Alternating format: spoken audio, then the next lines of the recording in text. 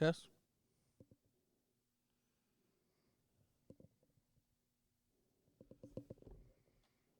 Test 2.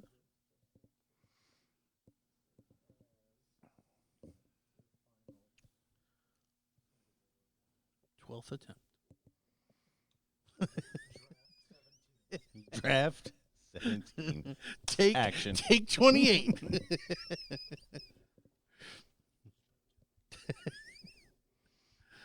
You're living a lie.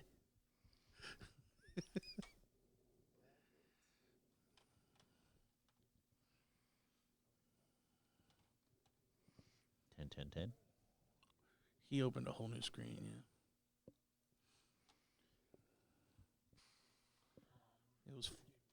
It was 4 10s. Yeah.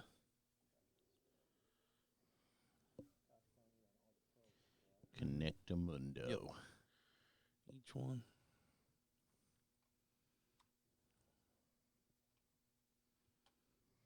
What kind of rookie we got doing this? Come on, Boomer. What are you doing here? There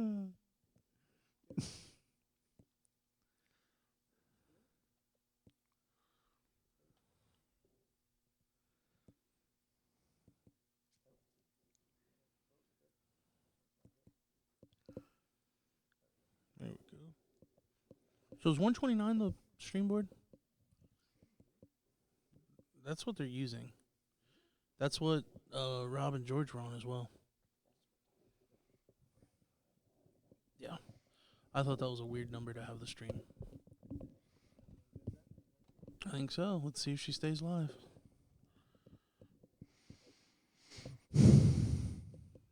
Wait, what? Yeah, go ahead and do it.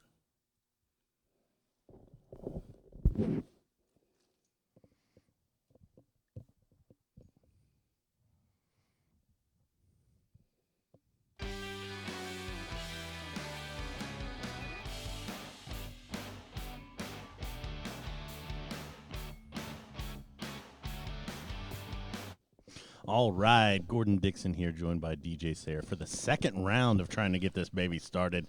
We are in Chicago, Illinois, at the 36th Annual BullShooter World Finals. Getting ready to cover the Top Gun Pro AA singles. Dad, it's good to see you. It's good to be next to you in the booth. I know. We've been doing this remotely. This is the first time in 3 years. Yeah, and I understand you're wearing 100% more clothing than any other time. 100 might be a little high, but Okay. it's about 96. Gotcha. Gotcha. I was wearing underwear at least the last times. So yeah, my basement thanks me. Well, we got a good one here. We saw George and Robert Anderson briefly as we tried to get this thing started. Here we've got Joe Hedrick and Alex Spellman. Yeah, we've got 4 brackets of 32. Not quite a full 128, but 4 32-person brackets running. So this is bracket 1, and they're already narrowing down to the top 8 of that bracket. So into the top 32 pretty quick.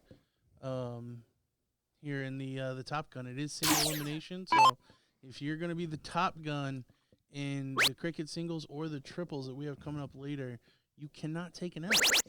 Yeah, no, this is definitely a little bit different format for these players, playing best of 5 right now. The one we picked out first, George and Robert, did go to that fifth and deciding leg, and a big finish there from Robert to take that. Hopefully we get the same thing from these two players. Yeah, a bit of a hucklebuck in that first one. George having the start in the 5th leg and really worked all the way down to the Bulls. Robert hit a couple of big shots there late to give himself the opportunity to have a shot at the 7 mark for the win, and he goes trip, single to take it. Alex here putting in a good shot, taking the lead, getting a stab at the 20. Yeah, really important in these matches that you take advantage of your throw. Yeah, especially in this format, since it is 3 out of 5. they are playing a loser starts format, which tends to lean itself, big 3 triple turn there from Joe, but it tends to lean itself to going to a decider leg, as we saw in the first match. If you can get 2 legs up in a match, you really have an advantage because you know you're guaranteed to start one before we get to the decider. Yeah, and we've got the first leg here underway, just a trip around the brackets. We also have Cody Willis taking on Mike Maloney. Mike on the winning team last evening. We also have Jared Henry taking on Randy Fern, and Levi Bilger waiting the winner of Robert Anderson and Curtis Mitchell. And it's worth noting Alex Reyes going down at the first hurdle. Cody Willis taking him out in his technically second round match, but a lot of buys in that first round. Also still going, Kenny Doyle taking on Joseph Armani Torrent. Jeremiah Millar taking on Nicholas West. Jeremiah has actually already progressed. Leonard Gates still going after taking out Kenzie. John Olson with Steve Hilger. And Ronald Dumont taking on John Foreman. And the winner of that will take on Seth Stefano. So lots going on here. And that's only 2 of the brackets, guys. These are some heavy brackets here in the AA singles. A and AA. A and AA. Yeah. So, yeah, the Top Gun cricket has 4 divisions, technically. You've got the men's pro. So Alex will have the start in leg number 2. But as I was saying, so Pro A and Pro AA on both the men's and women's side are combined.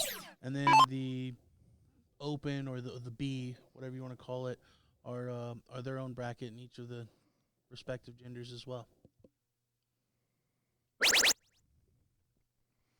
So Alex going to want to do the same exact thing that was just done to him, is run down the board and take it out. Decent standard there in that first leg. Joe winning just over the 4.7 mark.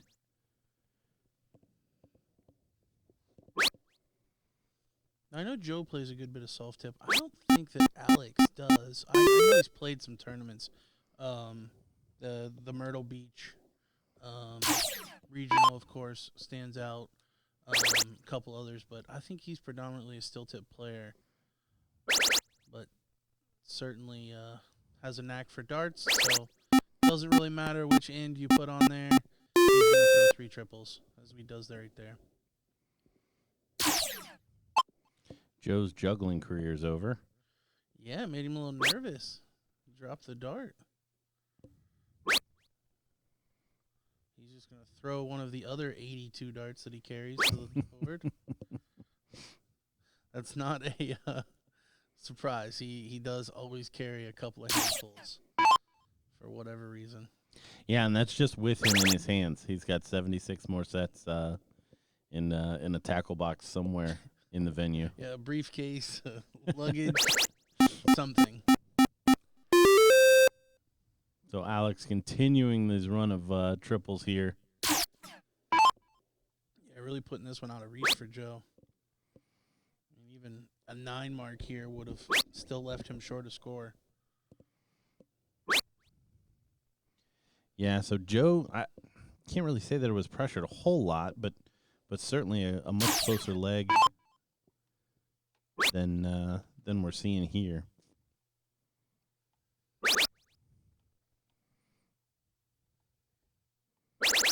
And Alex again continuing that trend. 2 big triples.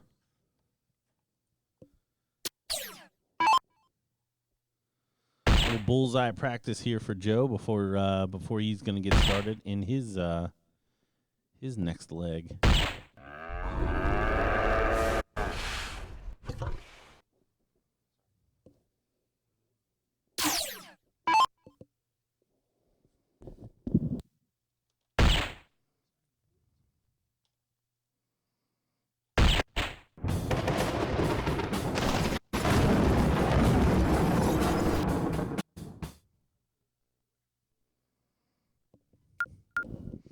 Nice finish there for Alex. Again, not a whole lot of pressure on his throw.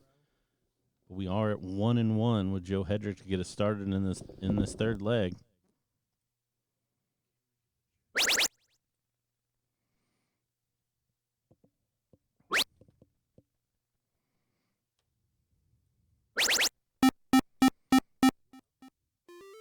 Nice 7-mark start there for him.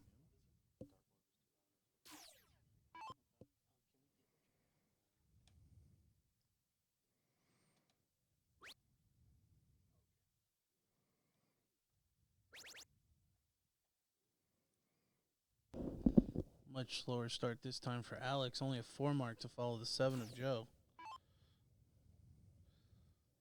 So far, through 2 legs, the darts really being important.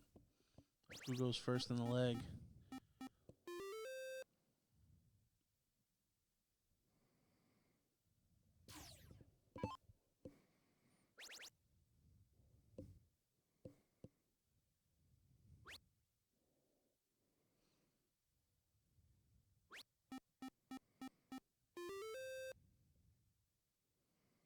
Yeah, Alex, one of those players that really has come out of the last 2 years playing online.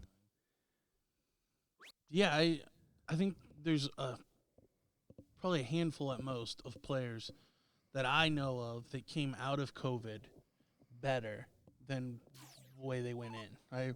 I feel like there was a couple of players that really knuckled down being at the house and put the time in, and it shows. And Alex is definitely one of them. Certainly was a solid player pre-COVID, but he has raised his game to, I would say, a couple new levels beyond where he was before 2020. Yeah, and as many times as I've seen Alex since then, I haven't really got a chance to ask him about that. So maybe a good idea to catch up with him. We see a good maintenance shot there from Joe. And, I mean, to be fair to Alex, I think he was on an upward trajectory even prior to COVID, but he really took advantage of having the extra time.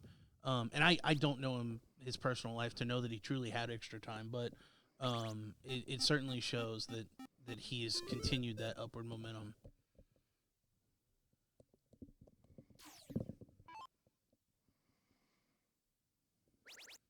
Joe electing to score with the first start here. He knew he had that treble 16 and 15 in his back pocket, so nice 9-mark there to close the numbers portion of this cricket leg. Yeah, 6.2 plays 5.0. Honestly, if you're we tend to say it a lot. If you're going to break the throw in a game of cricket, you're typically going to have to average about a half mark higher than your opponent, unless they start real slow and you kind of get the advantage early on. So Joe averaging a 6.2, it's going to take close to a 7 mark from Alex to really win this leg, which is a tough ask for anyone. So Joe doing the trick here. Yeah, Joe closing out the first leg with 3 bullseyes and does it again here to maintain that advantage 2-1. Keeping you updated around the bracket. Looks like Mike Maloney did come through his match with Cody Willis, so he awaits the winner of this one. And then we still got the 4 battling out on the top side of that bracket. Over in Stream 3, we've got Trevor Buboltz and Kyle Liddicky squaring off. We've got Skylar Lapine and Jules Van Dongen. Dan Burke and Nicholas Georgeson. And then Brett Davis waiting on the winner of Jermaine Kirkendall and Steve Deitcher. And then in the Stage 4 bracket, well, one area kind of holding up the rest. So Brandon Brown taking on Derek Priest. Winner of that will take on Larry Butler, and the winner of that will take on Dustin Holt. So Dustin way out into the top 4 of his bracket. Also in the top 4 of that bracket is Garrett Rakowski, the boy wonder, waiting on the winner of Joe Cheney and Corey Koch.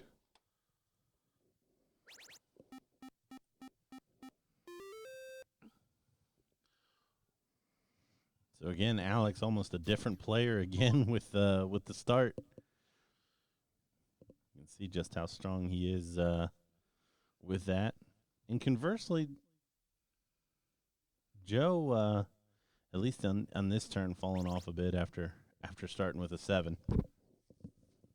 Yeah, and it's almost identical to the second leg where Alex had to start. Alex put in a couple of big turns, and then Joe had the turn where he dropped the dart and didn't seem to put in much, and then Alex started to run away. Only a 4 here. Does leave the door slightly ajar for Joe, but he's going to have to start hitting 2 to 3 triples a turn.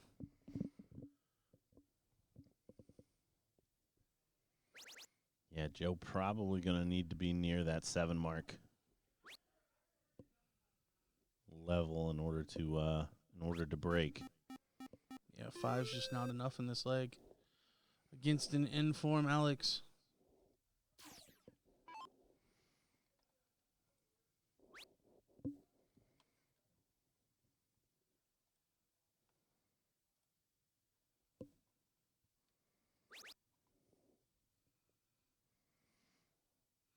Alex only going to come away with the close. Joe has to be happy to see that. Now if he can put in a 9 mark, it will be enough to take the lead.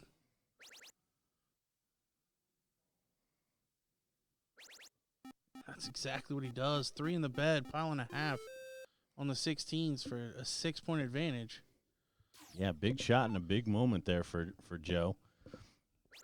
Really the first time we've seen anybody's throw pressured this late in the game. Alex doing the right thing. Battling 60 points against 48, but only coming away with 4. Now Joe has an opportunity to take the point lead and shut down the 20s. I'd like to see at least one dart at that 20, no matter what. Yeah, because you're not going to get many chances in a leg like this. And you're just kind of spinning your wheels fighting that 48 versus 60. He's going to stay there, though. It doesn't look like he's moving. He does find it. So 38-point lead.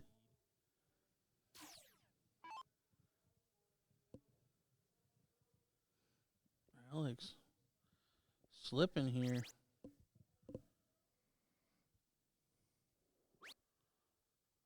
Four mark again. So he was running in the 6.5 marks a turn now. He's all the way down to a 5.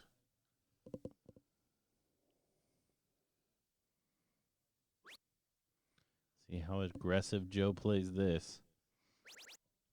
And we were talking about a free dart at that 20 on the last one. Oh, and you see what he knew that was his chance.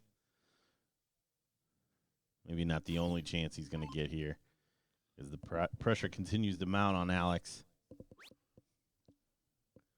Yeah, but from Alex's spot, it only takes one good turn.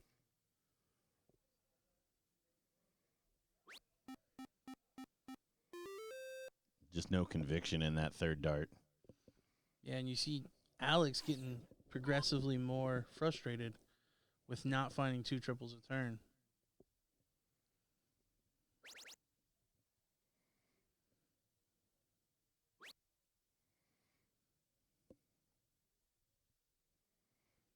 And Joe only going to put in 4.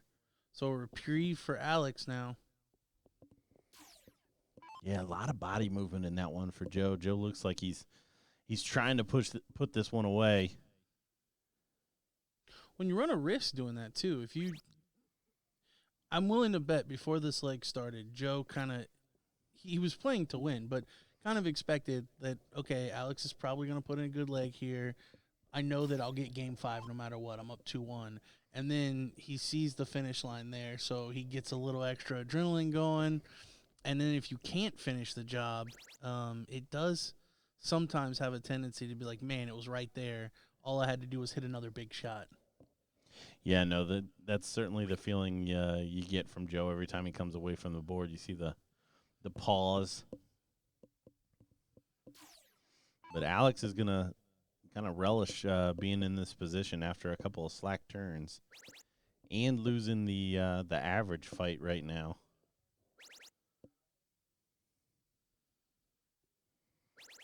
And that's the big shot we've been waiting on for Alex.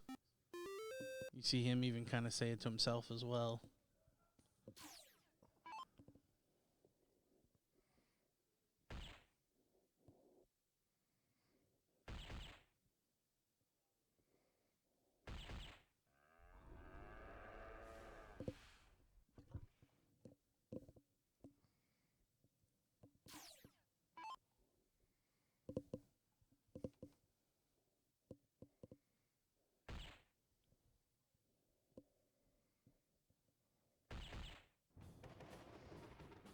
There it is. Only 2 needed from Alex Spellman to win game 4.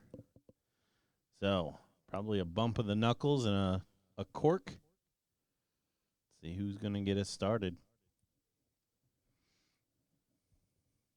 So closest to the center will have the start. Joe to throw first. Look at that black-eyed pea hole just waiting to get smacked. Oh, Joe going to find the 18.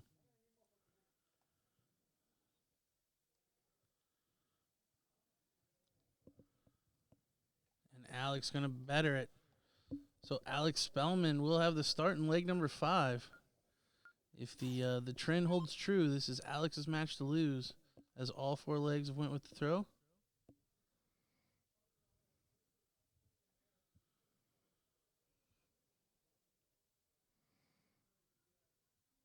Looks like the guys are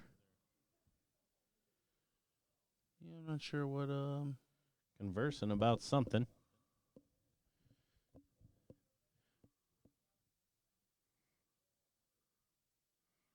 Joe explained to Alex that he should have got to choose the game since he won the cork. in the Top Gun singles cricket event. Yeah. He ended up choosing cricket, so it's fine.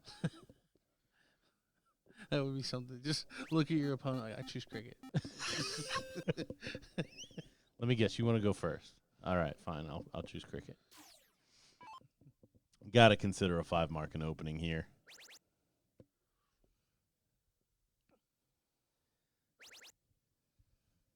Joe's going to get a stab at the 20. And he's going to hit it. Look So, at this. an early shift from Joe. But I would not be surprised if Alex doesn't put in a big shot to follow.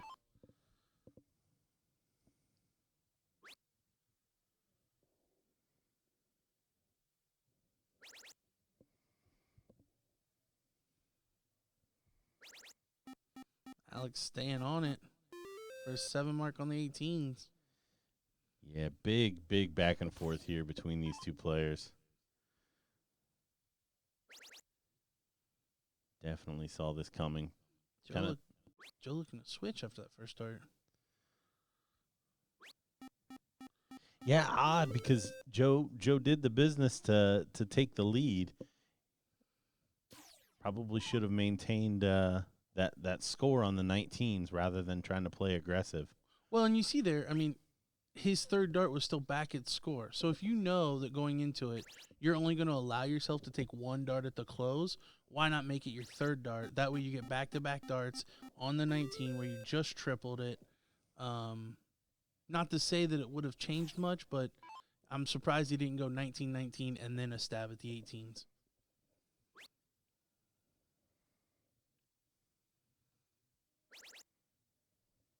Good find there with the second. Only 5. So momentum back to Alex now. Both players averaging 6 1/3. Great standard here in the Top Gun singles.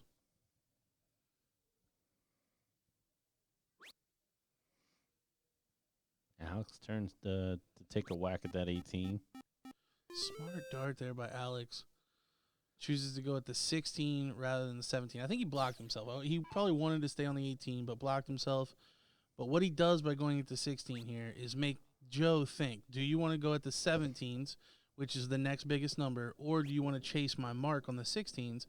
Most likely Joe's going to go 17s like he did, but then I have a mark, if I'm Alex, to work with on that 16s, barring a big shot there from Joe. If Joe goes triple 17, triple 17, triple 18, I already have a mark to work on that 16. Yep, 2 singles closes, 3 scores. It's really no downside to getting that slash. Big third there from Alex. Really needed that one. And Joe going to need to tee off on this 17 here. Started this leg with a big 9 mark going second.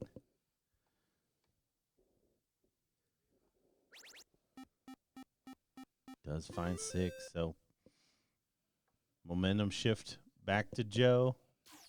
Back and forth. Now both players averaging a 5-6. Dead even on marks scored.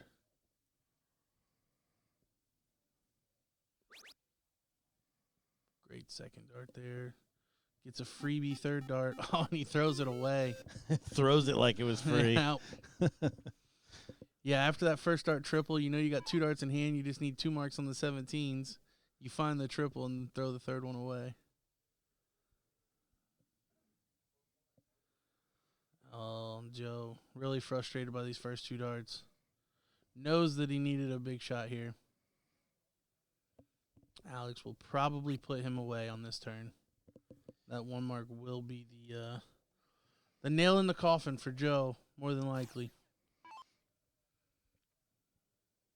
Yeah, Joe just not able to continue to produce in this deciding leg. Needs the other corner, though. Oh, only finds a single, and see him having a conversation with himself. Even the stroke didn't look convincing there. Joe again in the triple next door.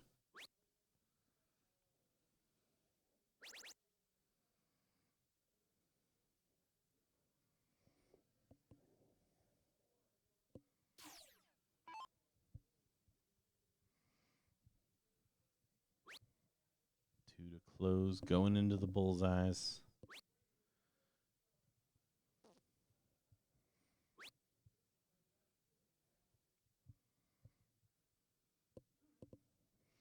Does make it so that 4 doesn't take the lead.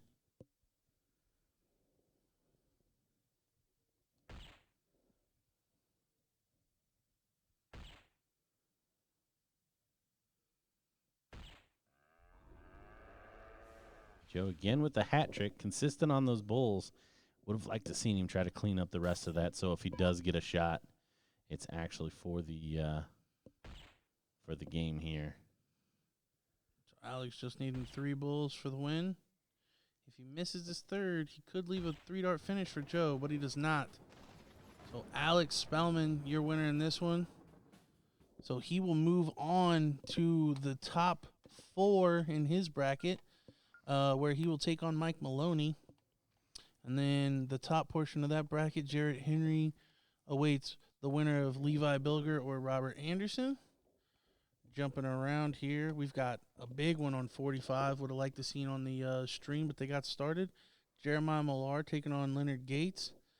And then John Foreman taking on Seth Stefano. Winner of that will face off against Kenny Doyle. In stage 3, we've got in the semifinals of that bracket, Trevor Buboltz and Jules Van Dongen squaring off. And then at the bottom, a couple of top 8 matches, Dan Burke and Nicholas Georgeson, Brett Davis and Steve Deitcher. And in stage 4, the bracket that's progressed the most, we've got Brandon Brown taking on Larry Butler. Winner of that will take on Dustin Holt. And then at the bottom, we've got Joe Chaney and Garrett Rakowski. But we wonder. So we'll see which match we're going to get here. But in the meantime, we can't complain about the standard we've been given through. I guess you guys have only watched really one match. We got to watch the first match with George and Robert, but it seems like all 4 players that we've seen have really come to play. Yeah, everybody's hit the ground running, which is absolutely incredible. Usually it's as we get into the tournament, but with the names and how these brackets were drawn out, really nobody got much breathing room in here. No, and again later tonight we will have the mixed triples rounding out the night. So Friday's schedule. It looks like the Top Gun 701 mixed triples. There's 2 divisions.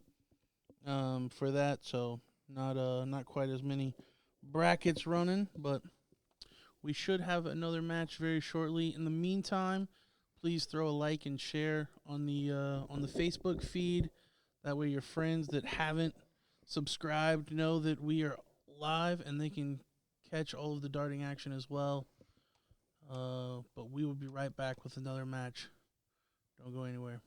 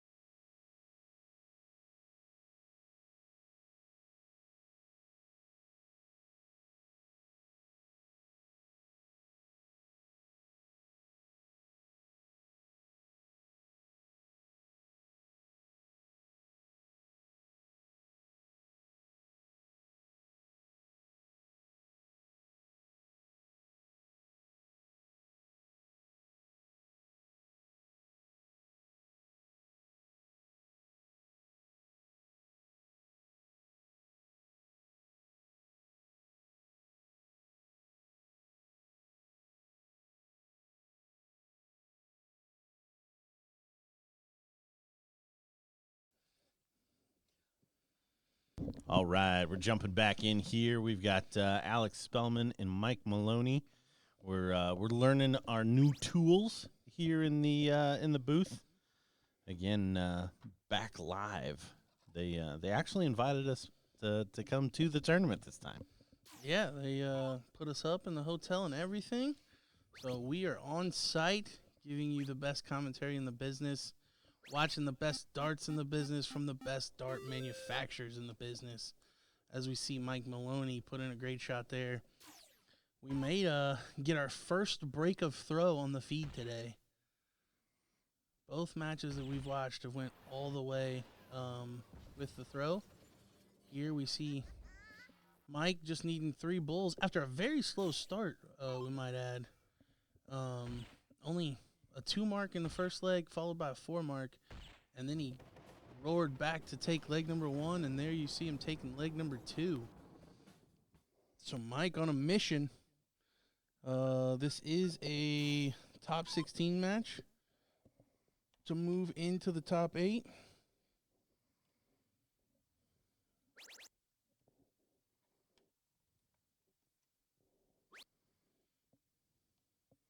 And I know there's been some questions about access to the brackets. We still can't share a link, but we do. One of the things that we were working out is being able to show you that on screen.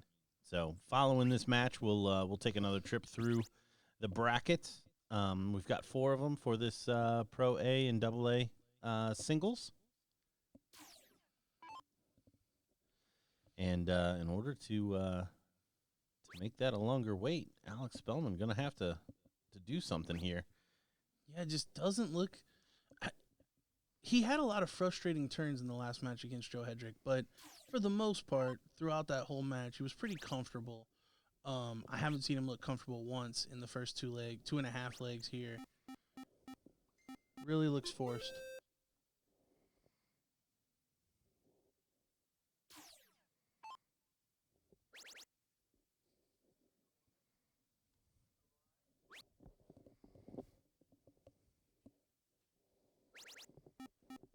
Yeah, there's a good shot from Alex. Reestablishing the lead, has a number.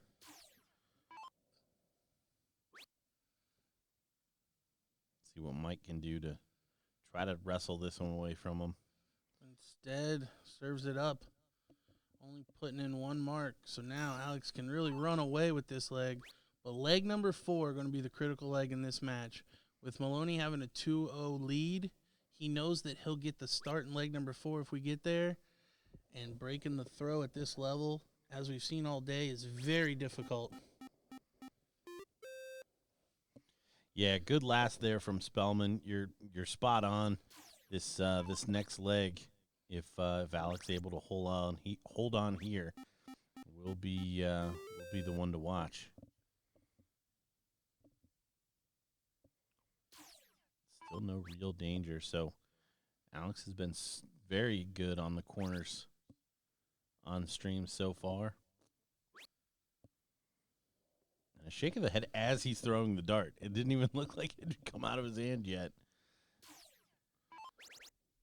I think Alex struggles with not a full follow through when he's missing, because he says throw the dart a lot after he misses, and I actually do this as well.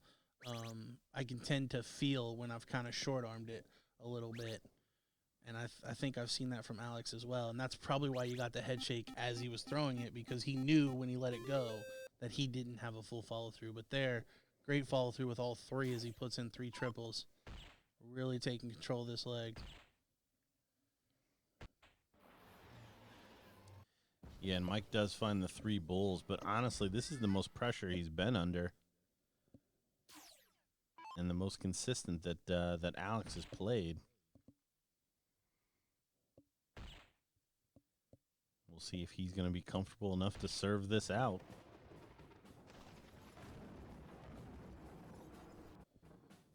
So 2-1 to Mike Maloney. Again, loser starts. So Mike is going to get to start here.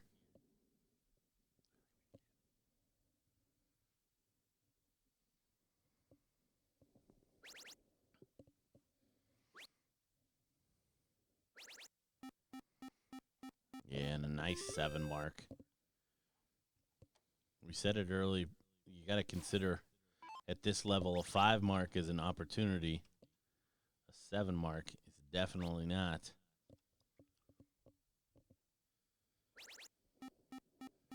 Alex is able to follow it, though.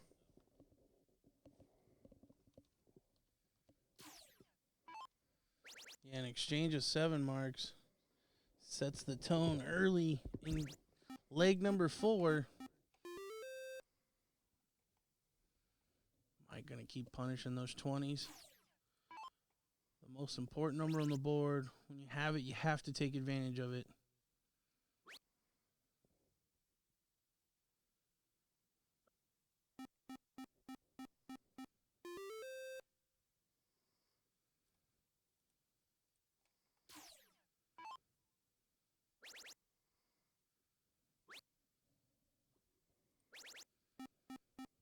Another big 7 mark there from Maloney.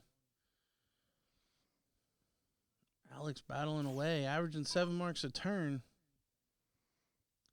I think going second in this leg, just going to continue to extend.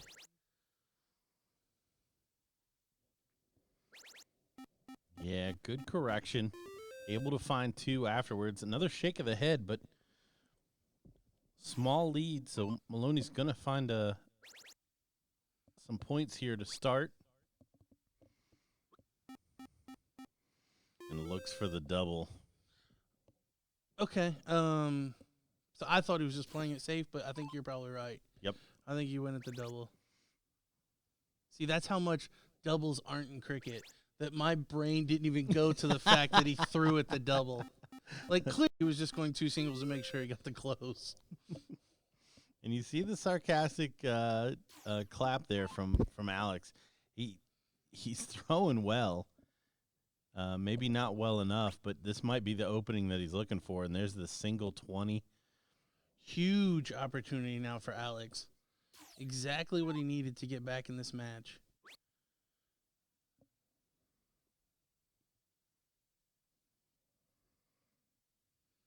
But Alex not really punishing. Does manage a triple with the 3rd. But Maloney has to feel that that's a let-off after a 1 mark.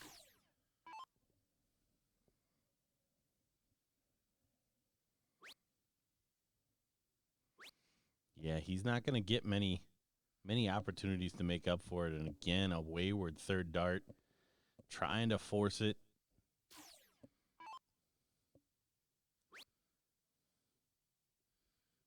Alex looking to get rid of those 20s.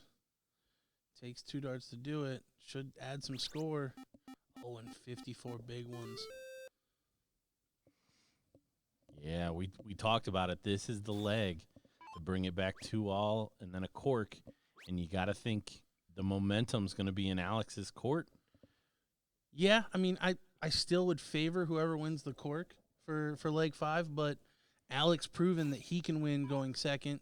Maloney's done that already as well, so maybe the one match that we've seen where the cork not as important, but still most of these matches, if they get to leg 5, are decided by the cork.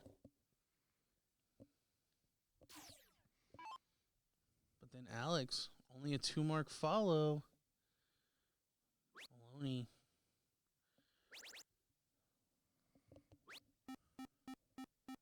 Enough for the lead, but not enough for control. Yeah, no, not happy with that. Knew that was his chance. Alex only needed a single 17 and then back at the 18.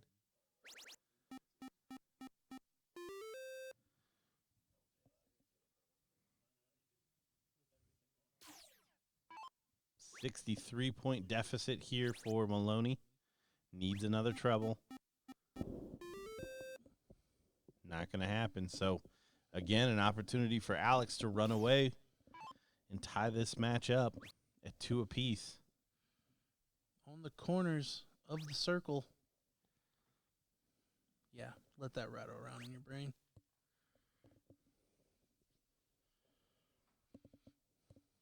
Wisely going back at the 18s with that 3rd, pushing his score up by 53. Now he knows that Maloney can't put in a 3 triple turn, take the lead, and close the 18s.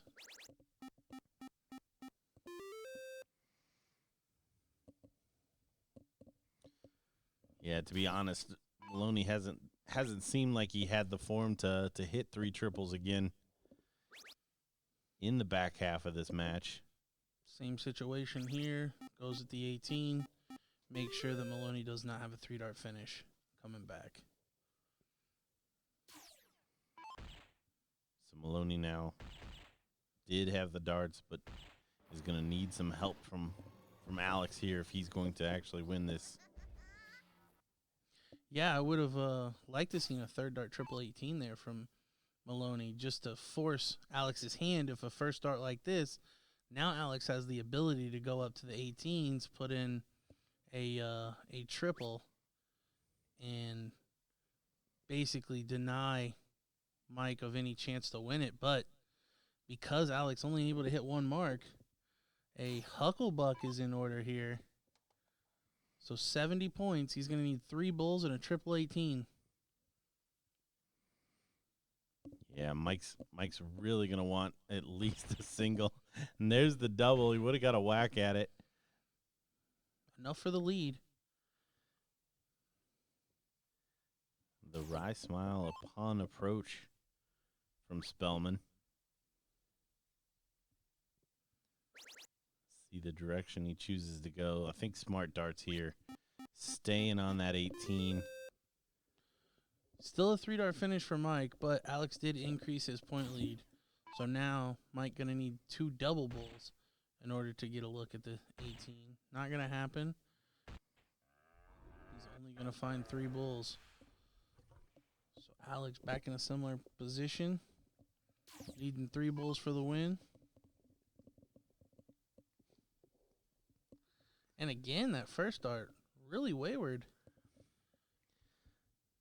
Yeah, we saw a 3-bull finish. I think 3 or 4 times in the Hedrick match.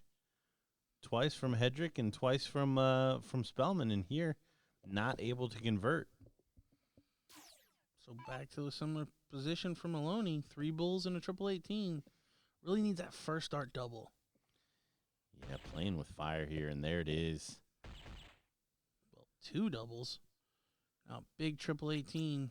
And there it is. So your winner in this one, Mike Maloney, 3-1.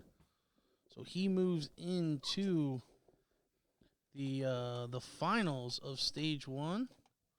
We'll pull that bracket up real quick. So here we see Maloney will progress past Alex Spellman. He will wait the winner of Jared Henry and Levi Bilger. Looking in on stage 2. We've got Seth Stefano and Kenny Doyle battling on 46, and Jeremiah Millar and Leonard Gates still battling on 45.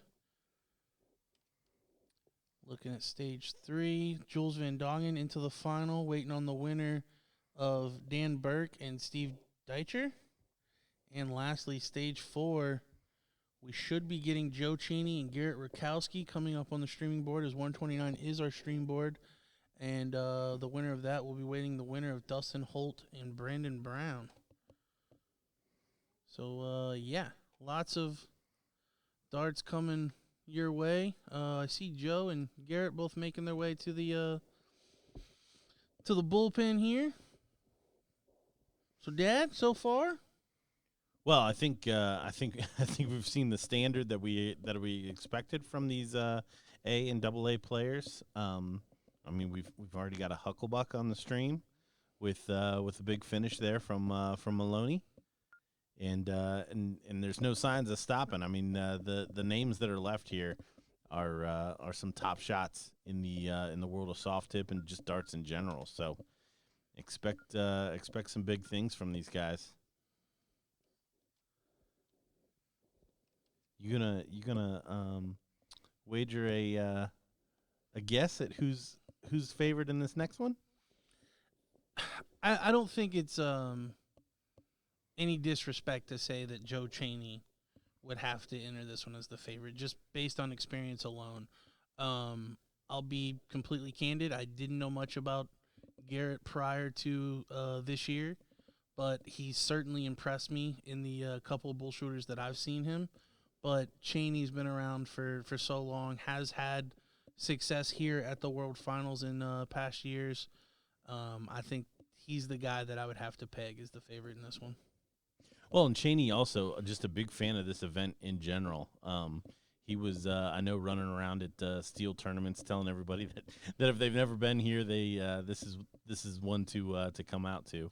Yeah, predominantly a steel tip player. Hadn't really played much soft tip, and then he got out here and he was like singing the praises of the BullShooter World Finals. So yeah, so you know he likes it here, and that's always important to make sure you're comfortable.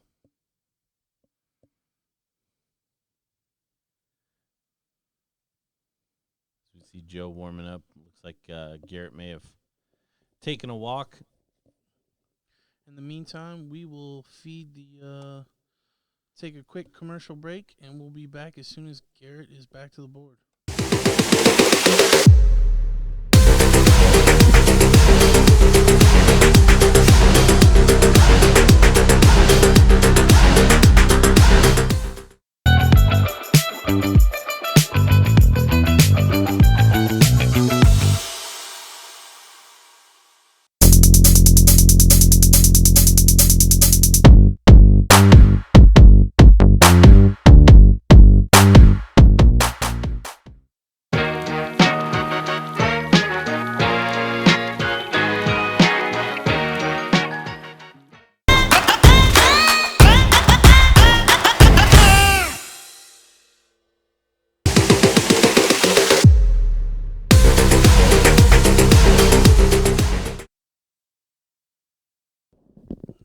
All right, we're back. Garrett returned, and we are ready for a cork. Joe putting one just barely in the bull. Probably the best cork we've seen all day. A lot of outsides. Yeah, especially on the first dart, only to be outdone by the boy Wonder, which I know the chat is probably have they been putting Bullet? Isn't that his actual nickname? I don't trust the chat. It's Boy Wonder. No, I kid, chat. It probably is, but yeah, we kind of coined him as Boy Wonder, and we're gonna make it stick. Darn it! I agree. We normally do just kind of power through whatever the actual name of anyone is. We just call him whatever comes to us. If you need a nickname, just play on the stream. We'll figure it out for you. I promise. Cheney punishing the 2-mark open here from Garrett. The one good thing about the first leg for Garrett is it's not really a true like with the darts. Like you get the right to go first, but if you do lose, you get to go first in leg number 2 as well. Yeah, so really in that first leg, if you're going to lose one, that's the one, even going first, because it's really no harm, no foul. You win it, great. You lose it, you get to go first in the second one anyways. Where you don't want to be is where Alex Spellman found himself in the last match, is down 2-0, because then your opponent, when they do win that second leg, knows that they're going to go first in the fourth. Garrett having to respond after a big 9-mark from Joe. Does put in 7/18s, but early on, Joe averaging 8 marks a turn. And Joe plays a fairly interesting cricket strategy most of the time, throwing around the board quite a bit.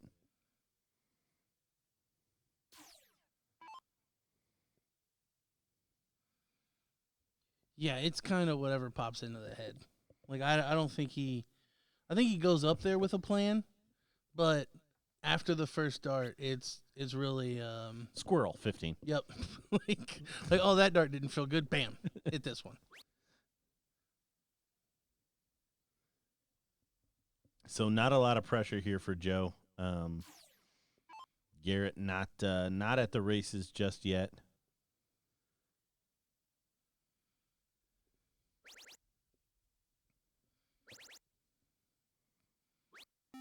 Smoothly putting in a couple of triples. Really seizing control of this leg.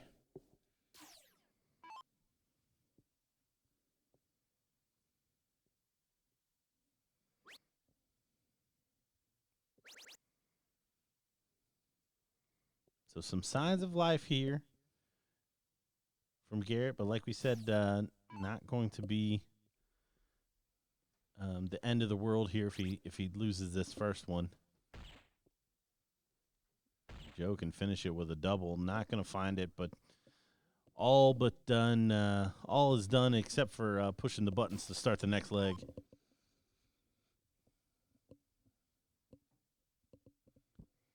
Yeah, these really just a warm up for Garrett, and he knows that when he comes back, he's going to be thrown at the 20. So he does take the opportunity to warm up. I don't really like giving away a leg, but I think in this spot it's probably Well, if he didn't want to give this one away, he should have shot a little bit better at the front end of it. Not a whole lot to be done there at that point. So Joe does take leg number 1. Looks like the chat's got a lot of Garrett Rakowski followers and fans. Yeah, Garrett just taking a step back, getting ready to settle himself.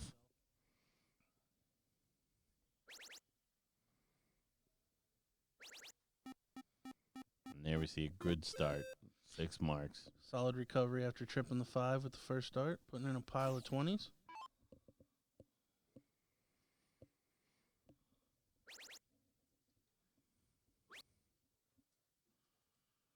Joe, too, strikes me as the type of player, or I think I know this about Joe, that if he doesn't know you, plays a little more comfortable.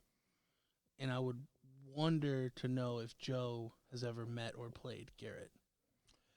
I don't disagree with that assessment at all. Joe, for me, is not a confidence player. As much as he's just kind of a natural player. But you also don't want Joe to be very comfortable when he's throwing because he's a natural player, if that makes sense. Yeah, and just the stroke right now is looking extremely smooth for Joe. Not a lot of indecision.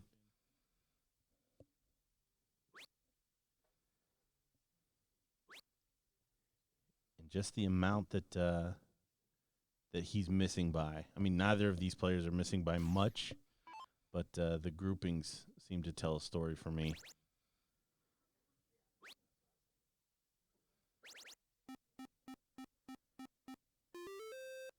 Yeah, Joe at this point looks like he could just kick him in.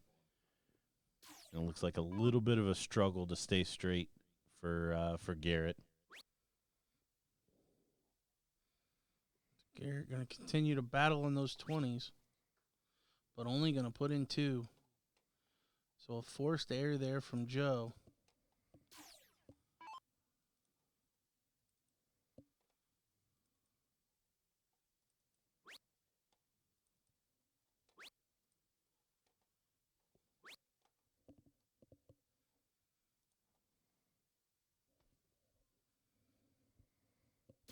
Joe going to use all 3, but he does get the job done. Shuts it down. And Garrett going to have to pick a new playground.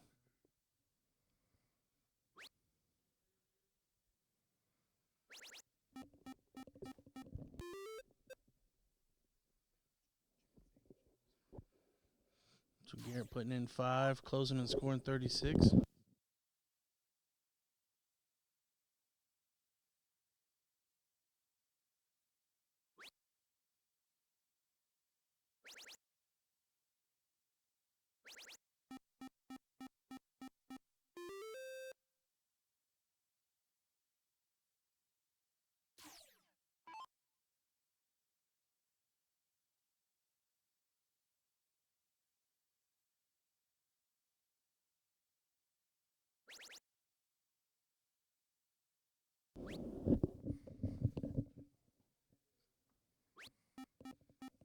Garrett once again finding 5. But Joe maintaining the lead here. Gotta acknowledge a cigar offer in the chat. Joel, we are here for that. Yep. We started to partake earlier today, and then the weather decided to spit in our face, literally. So stepped outside, and it was just misting. So didn't want any part of that. But yeah, the cigars will definitely happen. So Garrett, I mean, it's tough to call 4-5 struggling, but certainly not the level that you need to win this event. Nice 7 mark there, though. Trying to maintain the lead with the darts here.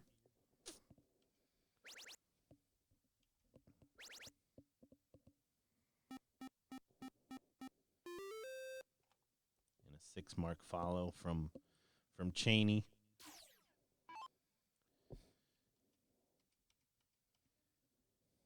Garrett really needs a 9 mark.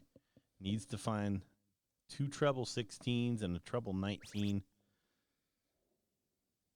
Try to throw Joe off. Just not able to do that. So again, basically a maintenance shot here coming in from Joe.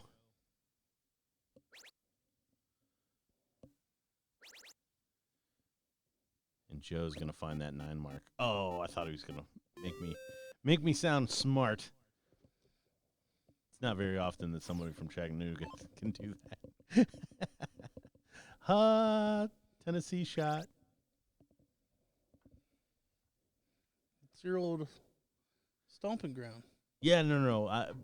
Being a former Tenetian, I feel like I can say that. You still can't make Tenetian stick. I want Tenetian to stick to.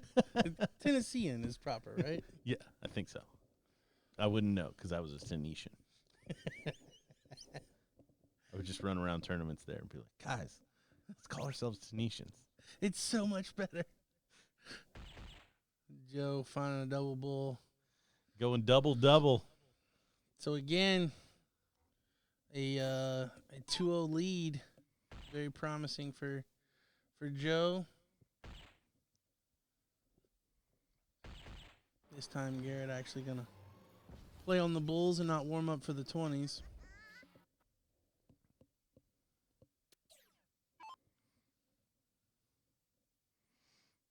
Single bull needed. And Garrett going to start his 3rd leg.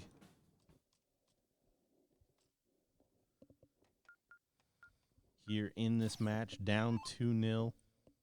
So again, this is the tough spot because even winning this leg is going to give Joe Cheney the start in what could be the deciding leg.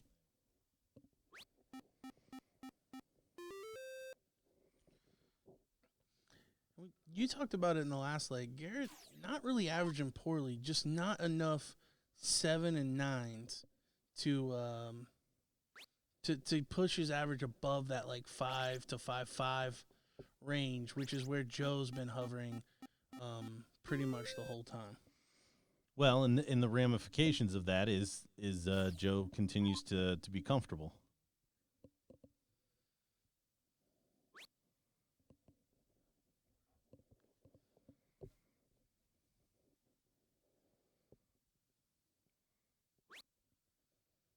Garrett moving across the Aki here, trying to find that treble 20.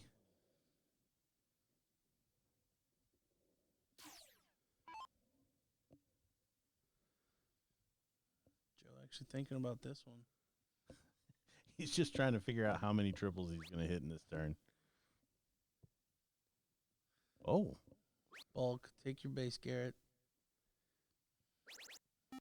So there actually was some indecision there. Yeah, and very uncharacteristic from Joe. Usually if he doesn't know what to throw, he'll just throw the next triple.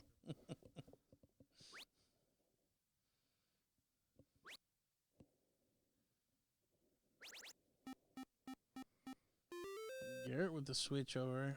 Now, I'd like to have seen him do that on the last turn when he blocked himself. Instead of sliding left, only coming away with 3 marks on that turn. Yeah, with the size of these triples, I I very much suggest just throwing at a clean one rather than throwing at a block number. Cricket does lend itself to getting more stubborn and having to throw at a certain number, but I would rather throw at the open bed. Good third there from Garrett, wanting to eliminate those 19s. Yeah, Garrett playing like a man that doesn't have anything to lose, which is exactly what he is in this spot. But Joe just continues to bully. 5, 7, 8, 9.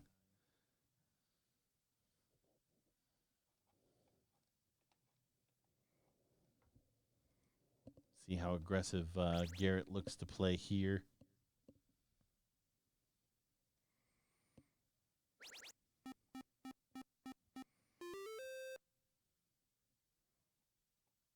Nice 120 points there.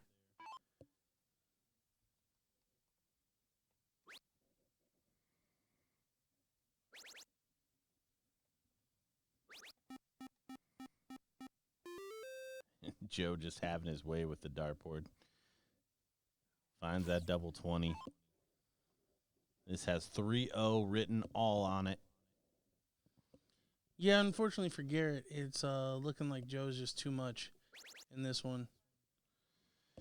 Yeah, and again, it's tough to say somebody averaging a 4.8 or pretty much over 4.5 marks a turn the entire time is struggling per se. Certainly not the heights that we know Garrett can throw at, but just not enough. And even in the spots where it would have been enough, the timing of Joe just continues to put his stamp on this match.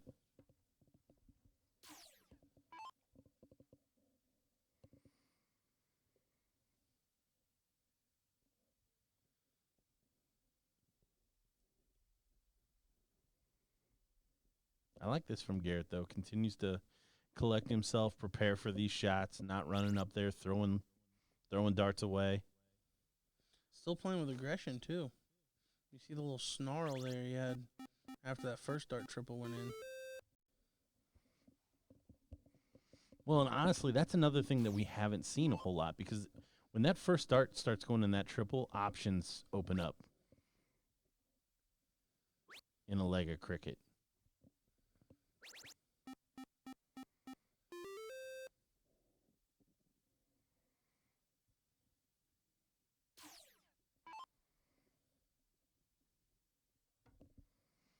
So again, a big shot away. Oh, and you see the rejection there as the second dart goes into the 333.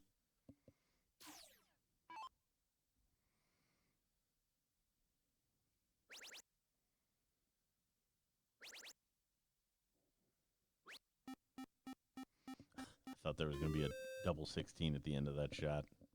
I think Garrett did as well. I saw him kind of pointing after the first two darts went in the triple 17. Oh, I didn't even catch that.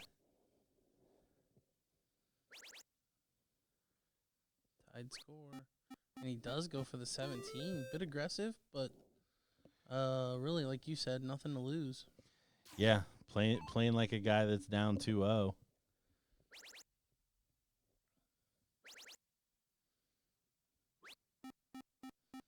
Cheney, never a doubt. All three of them at the 17. Yeah, Cheney at this point knows he was tied in score and has the bigger number. Going to take full advantage of it.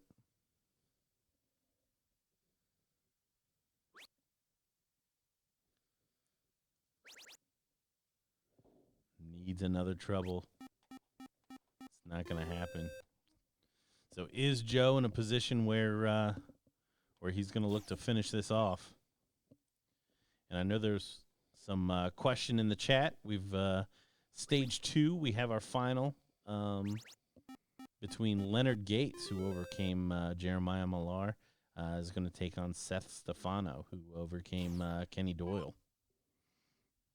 So I believe we're messaging the powers that be to make sure that we can try to get that one on the stream next for you.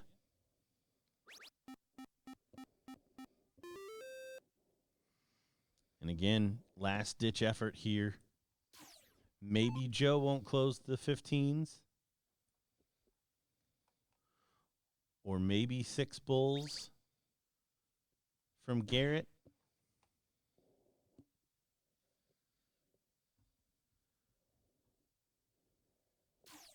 What a shot this would be.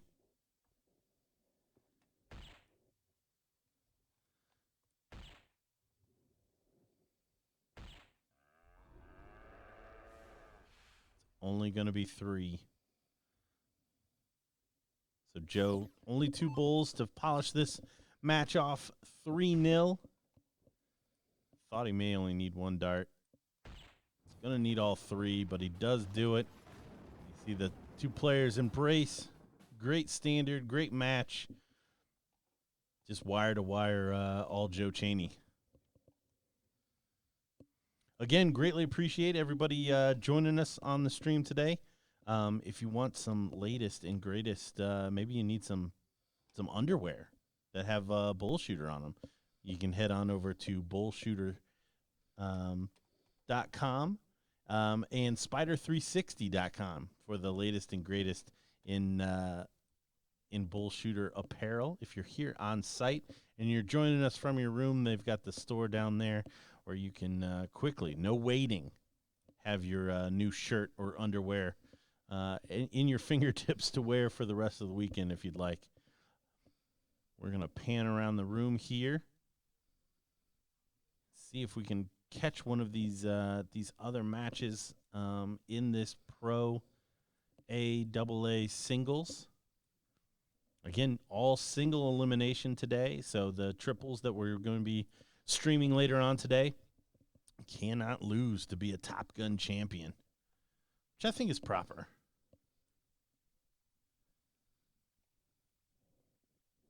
So it doesn't look like I can find another match right offhand.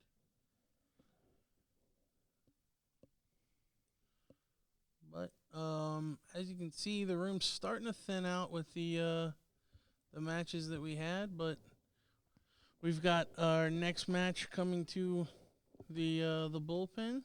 Looks like we're going to have Dustin Holt and Brandon Brown taking on each other. So the winner of that will take on Joe Chaney.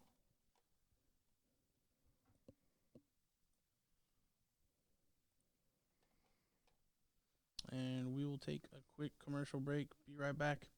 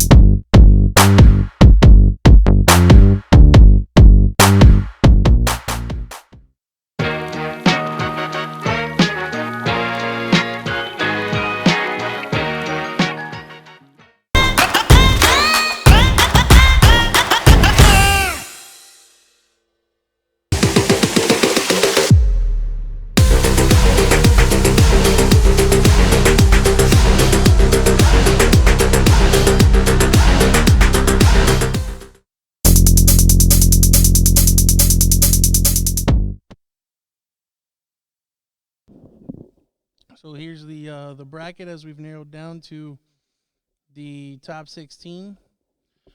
Looking at the top, we've got Levi and Jared, winner of that, taking on Mike. And then we've got Seth Stefano and Kenny Doyle. Seth beating Kenny Doyle. He will be taking on Leonard, who bested Jeremiah. Jules will be taking on the winner of Dan Burke and Steve Deitcher. And Brandon and Dustin squaring off now in the bullpen will be taking on Joe Cheney, who we know beat Garrett. So it looks like we do have both of our players now in the bullpen. And we will, Joe wanting to hang out and talk about it. Well, there seems to be some discussion. Eason going to be the one to figure it out for everybody. He knows just by throwing a dart whether it's the right length or not.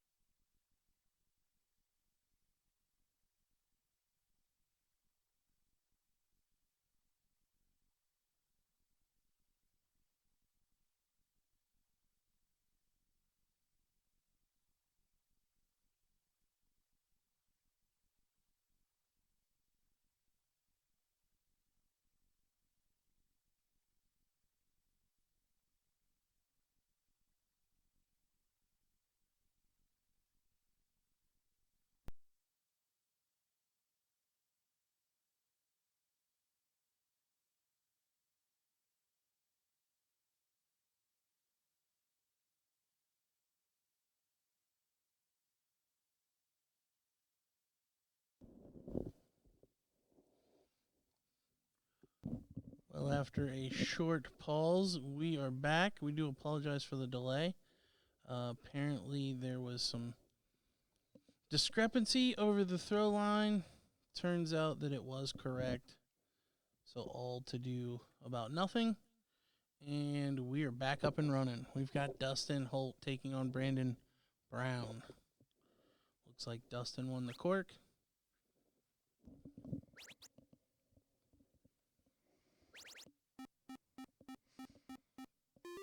Yeah, first time on stream for both these fellows today.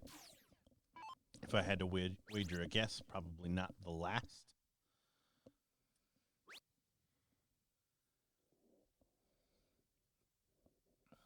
Both playing in the finals of the Monsters of the Midway event last evening. Yeah, Dustin's team coming out on top in that battle. So Brandon owes him one. We'll see if he leaves this match owing him two, or if he levels it up.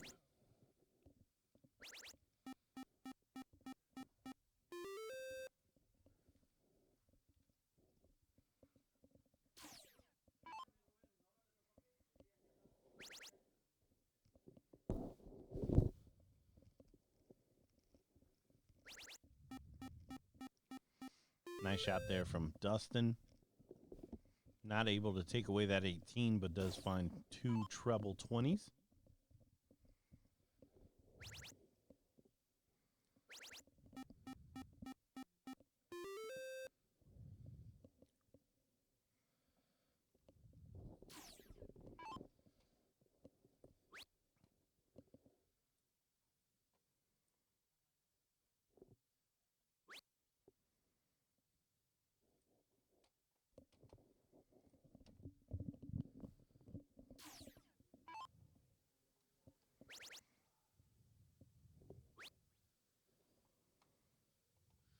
Brandon getting a look at the 20s, but unable to close it.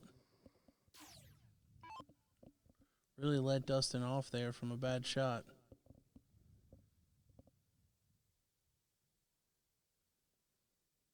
Yeah, Dustin now with a pretty straightforward shot.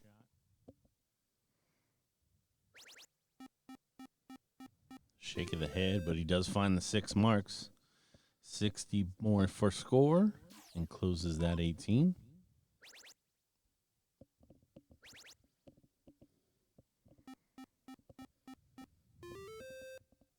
Once again, Brandon getting another shot at the 20.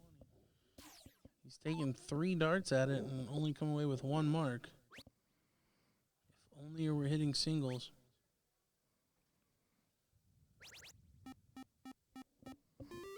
Yeah, would have been able to save himself some work here. Dustin finds 5 of those 20s.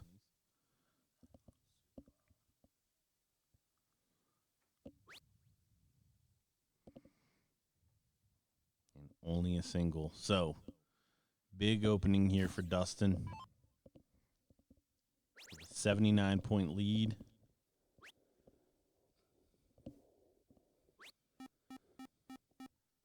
And close the 17s. Grab a couple 16s. So at this point, looks like Brandon is going to need some help. Yeah, both players averaging a 4.86. That's a bad recipe for the guy going second.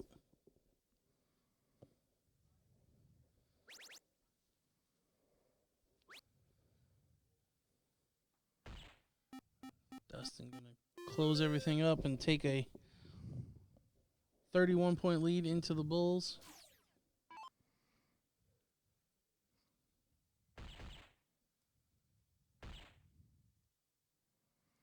Yeah, 3 bulls from Brandon, not enough. So 2 bulls will send us to our second leg here.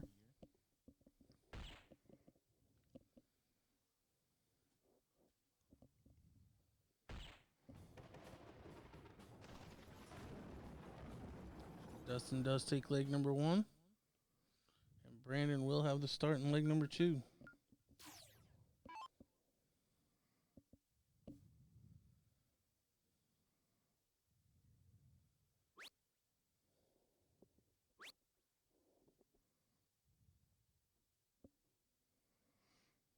opening straight away for Dustin.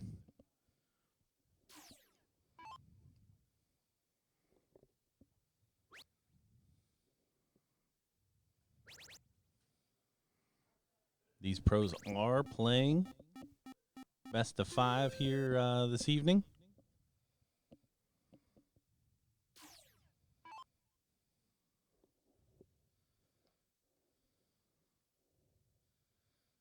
Brandon just struggling. 3 marks with 6 darts. Looking like Dustin's going to be running away with a 2-0 lead. I'm glad to see Garrett has come to terms with his new nickname. Yeah, in the chat, he does acknowledge that he is Wonder Boy. As we see a white horse there from Dustin. Now, Dustin is definitely a confidence player. Yes. So yeah, rhythmic, confidence. Honestly, we've seen Dustin go into modes where he will not miss a dart. And then we've also seen times where Dustin just struggles to find a triple. But right now, it's the former. Yeah, he's on that positive side right now. And Brandon very quickly looking at a 2-0 hole that he's going to need to climb out of.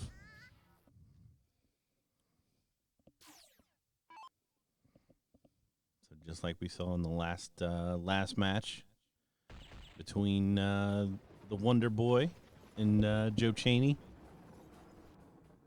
Brandon down 2-0, so he'll start the 3rd leg in a row. But with this kind of format, even if he's able to overcome, he's going to give the start to Dustin in what could be the last leg. But first, he needs to hold. He only started with 2 last time. He's gone 1 better. But at this level and at this stage of the game, if a 5 marks an opening, a 3 mark is most assuredly going to be punished.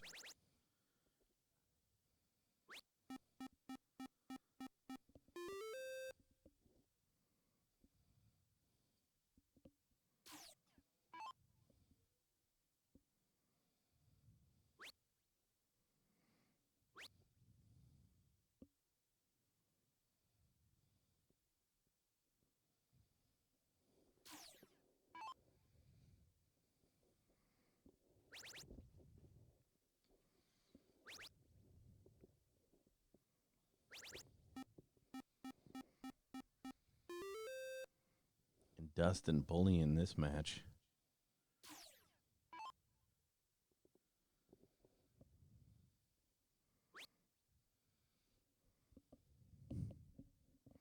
Brandon, unfortunately, just not at the races. It looks like that 2-0 deficit is weighing on him.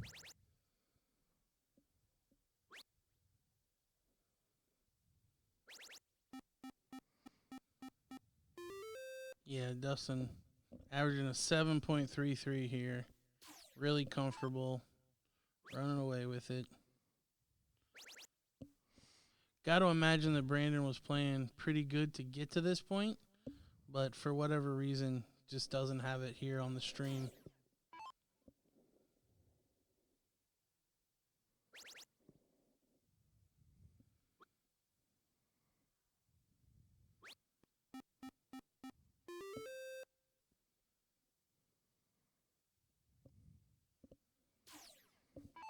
Yeah, and in double quick time, we're going to have back-to-back 3-0s on the stream here. And the men who did it are going to face off. Yeah, Dustin will take on Joe Chaney. The next match on the stream, at the conclusion of this one, will be Jules Van Dongen and Steve Deitcher.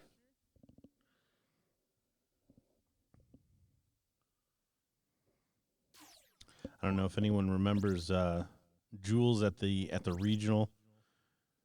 We're actually not allowed to show him on stream. Just kidding.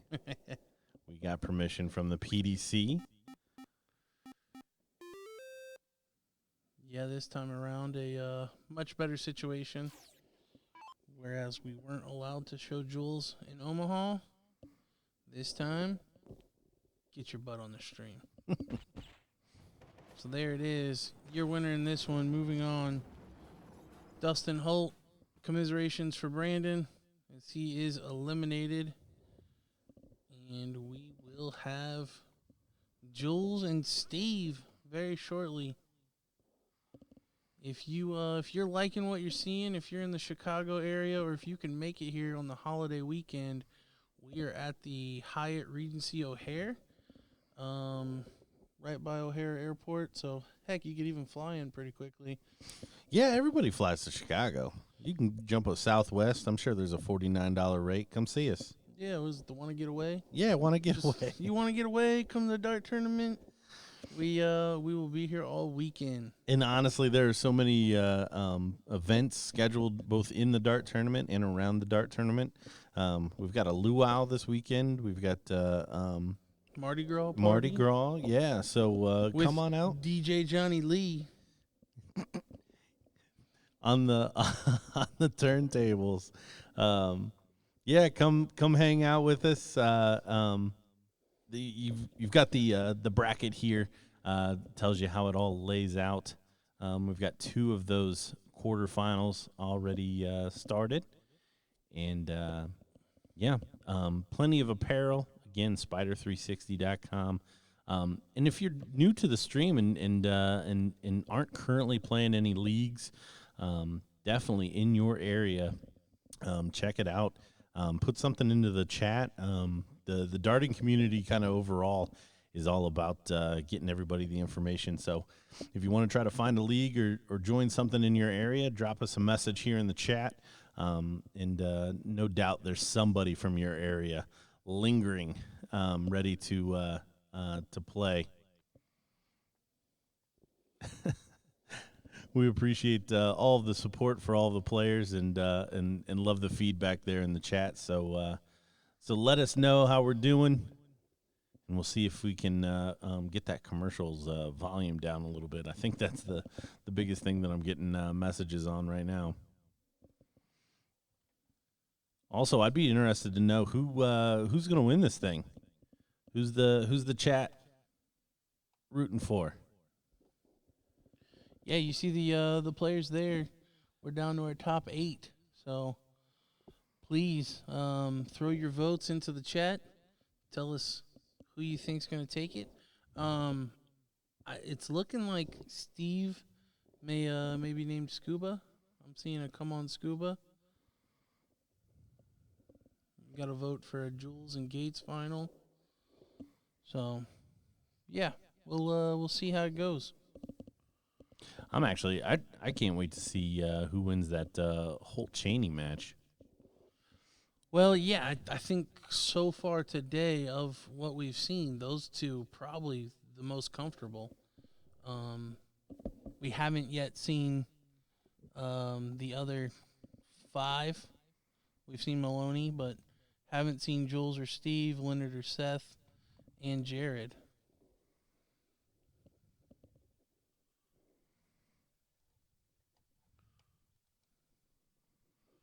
Got to vote for Gates and Holt. Some other Scuba Steves. Scuba versus Maloney final.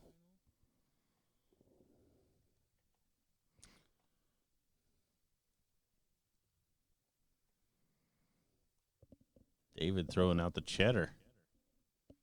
What is it? Oh, okay.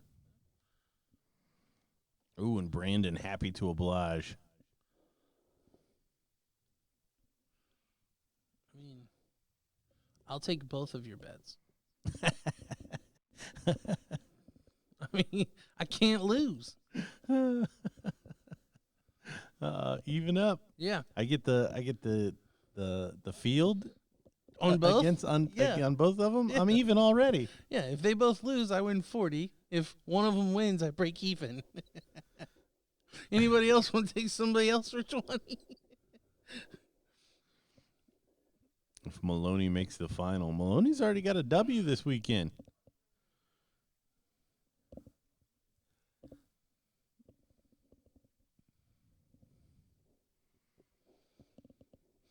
So it looks like we're still waiting on our players.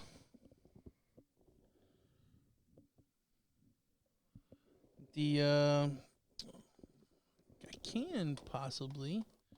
Oh, no. What are you going to try to do? I'm going to try to pull up our other brackets, see how our ladies and our opens are progressing. So we've got the final 16 of the women's A and double A here. Looks like it was a double elimination bracket. If I'm reading this correctly.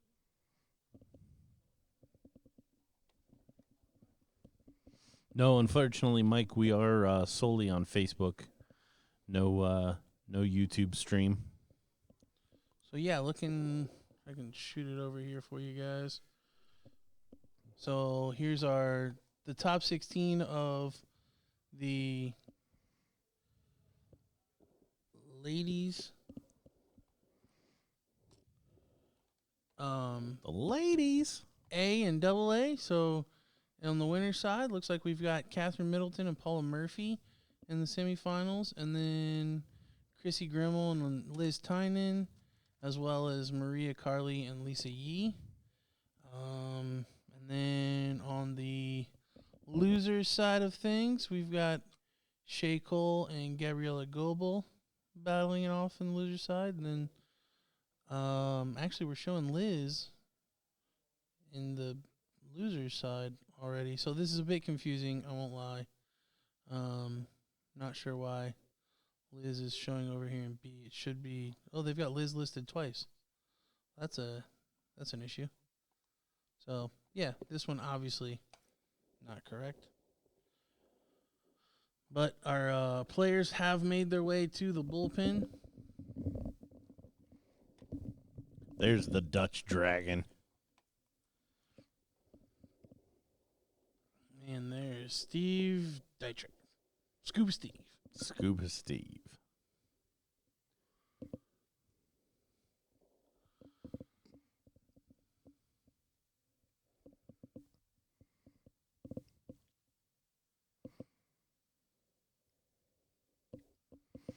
Be interesting to see the standard that Jules is bringing to the event today.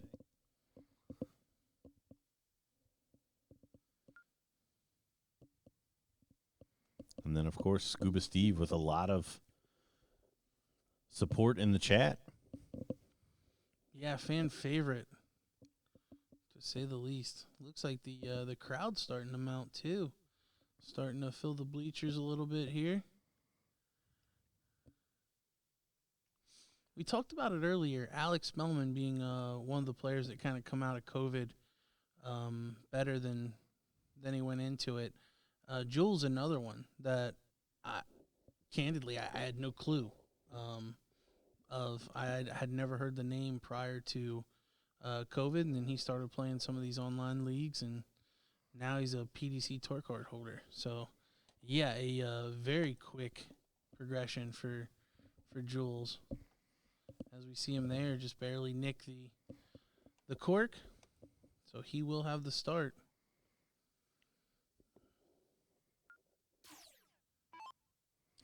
See the board get set up here.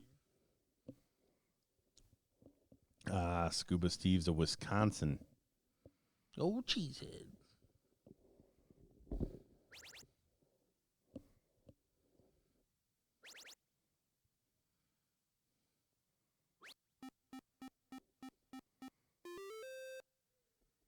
Wrinkle of the nose after the 7-mark start.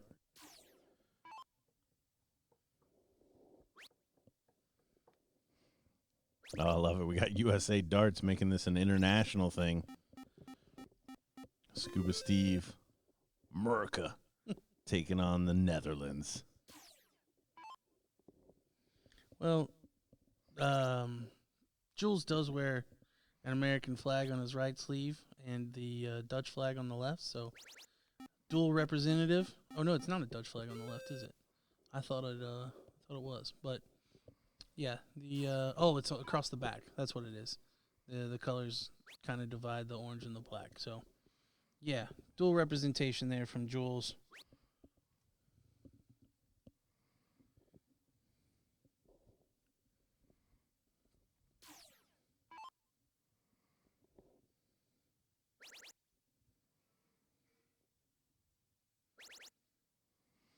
So great start to this leg from Jules. And again, a wrinkled face, but again, another 7 mark. So back to back. Yeah, Scuba just trying to find his way here. Averaging 4.5 marks.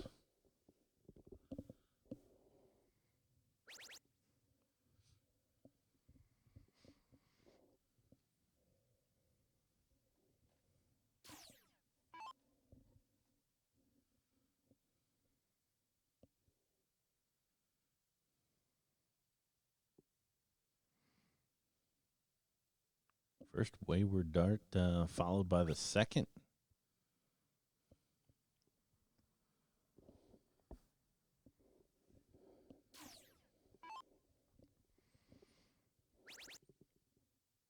So at least a little breathing room on this particular shot. Scuba going to get back into it. Scoring 112, taking a 24-point advantage. Yeah, a lot of numbers to clean up, but taking advantage of the open. Jules not in the mood to do it again.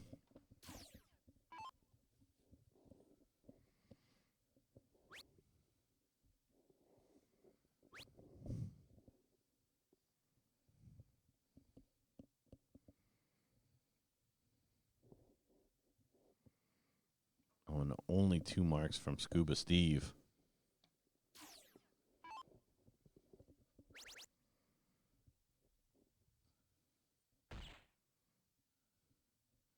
Single 16. Missed.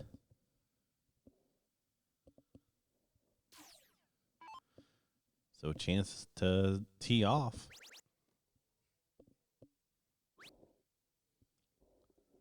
So at least find another.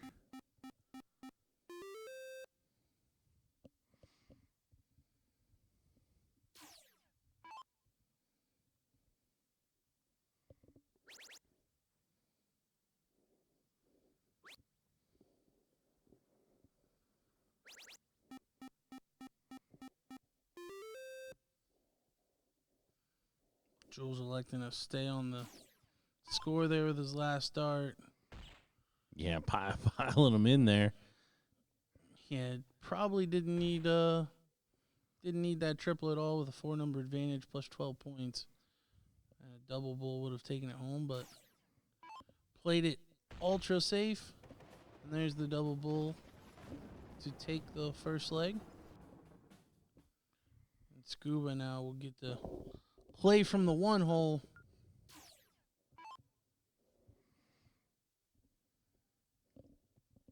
Now our last 2 matches did see a player go down 2-0.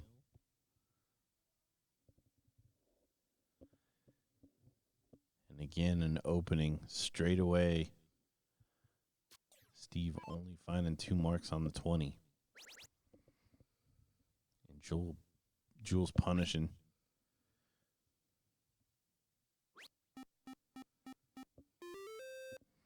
Clearly not as much as he'd like to, but continuing to pressure the shot of Scuba Steve.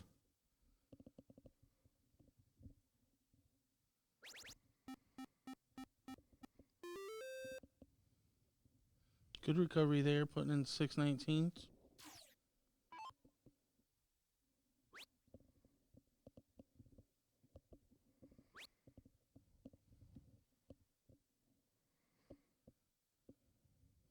Only 2 from Jules.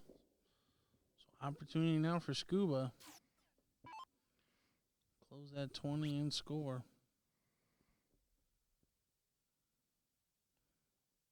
Oh, my. Opportunity missed from Steve. Only needed a single 20 and missed 2 into the 5.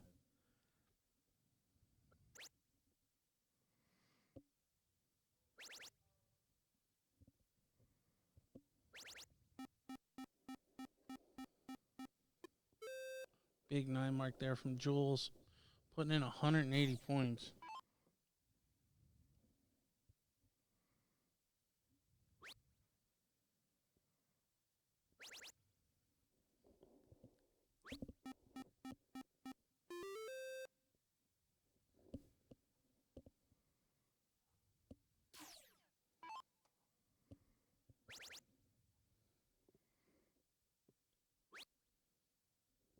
So unfortunately, Scuba Steve looking like he's going to be the third player in a row here on the stream to go down 2-0.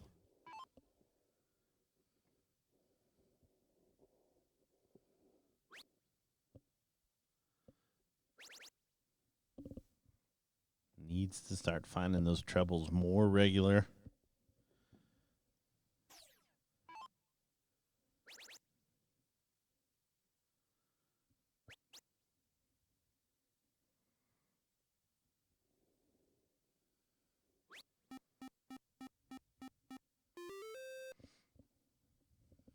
Jules continuing to control this leg from the 2-hole.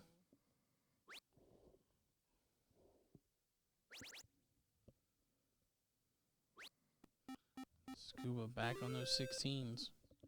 We saw him mount a small comeback on the 16s in the last leg.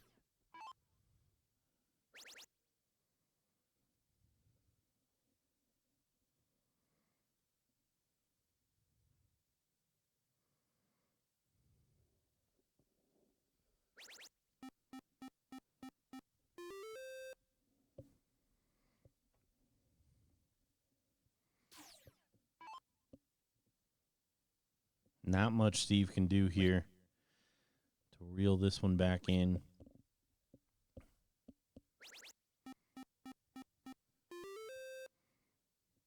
We talk about Jules' pedigree is a tour card holder. So playing in these big singles matches is definitely something that he's continued to grow with experience. Perhaps a double 16 coming in. Kind of figured that's the way he was going to go.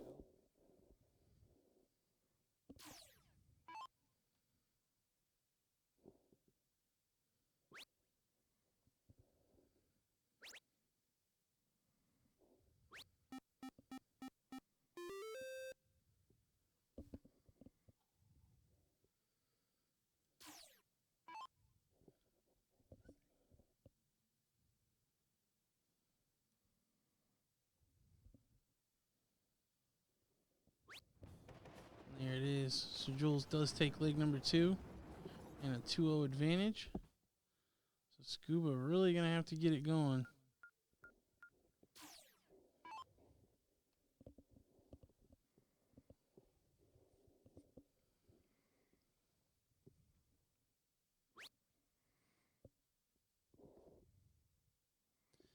And when you've got this much pressure on you and you're already kind of struggling from the jump, it's tough to get back in that groove.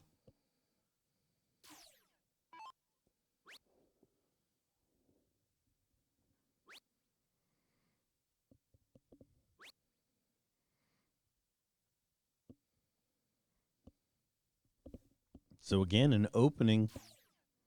However, for Steve, only 4 marks to start. Expected that to be punished. This is better from Steve.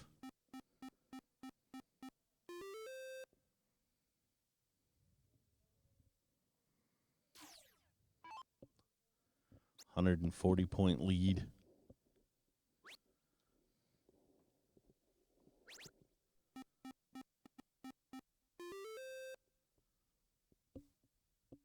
Cut to 7. You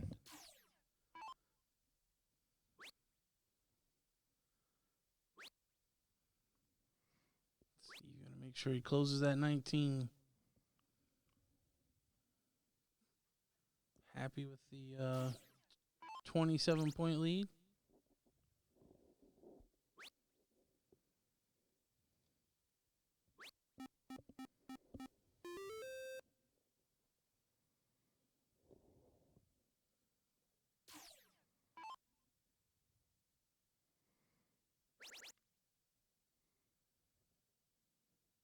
So standard down a bit in this leg.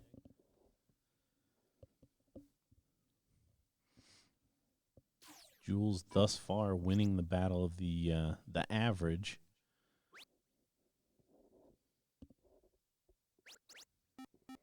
Hasn't quite taken full control, but a few darts away at this point. Steve really needs a 2 triple turn here. He's only going to put in 4 marks. And as we look around the rest of this bracket, we can confirm Jared Henry took out Mike Maloney in the top half of the bracket, and then he's going to face off against Leonard Gates. That should be the next match we get on the stream. Who's overcome Seth Stefano. And then, of course, the winner of this plays the winner of Dustin Holt and Joe Chaney, who are going strong on board 11. This here is a top 8 match. So both these players vying for a spot in that semifinal in the lower half of this bracket. Jules stabbing the triple 15 with that third dart to take a 3-number advantage.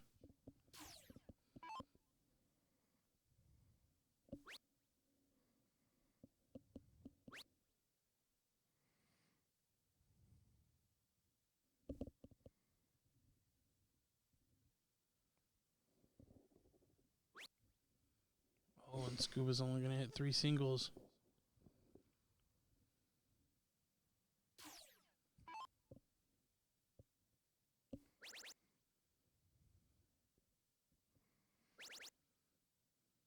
Look at this from Jules. Not able to find the bull, but damage done. Takes the point lead, closes out the number portion. So we're down to bullseyes. Scuba Steve got 4 of them in the board. Finds 5. Yeah, not rolling over in this one.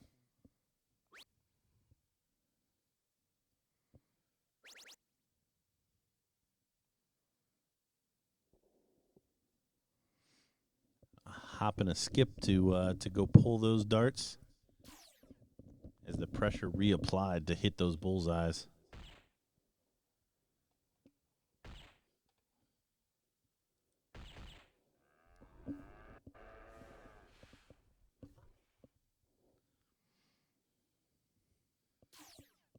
Another 4 bulls for Steve. Forcing Jules to have to go score again.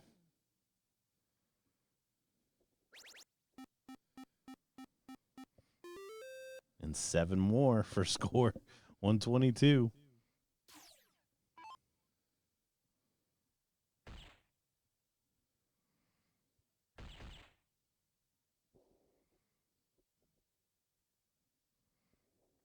Steve trying to put on a clinic on these bullseyes.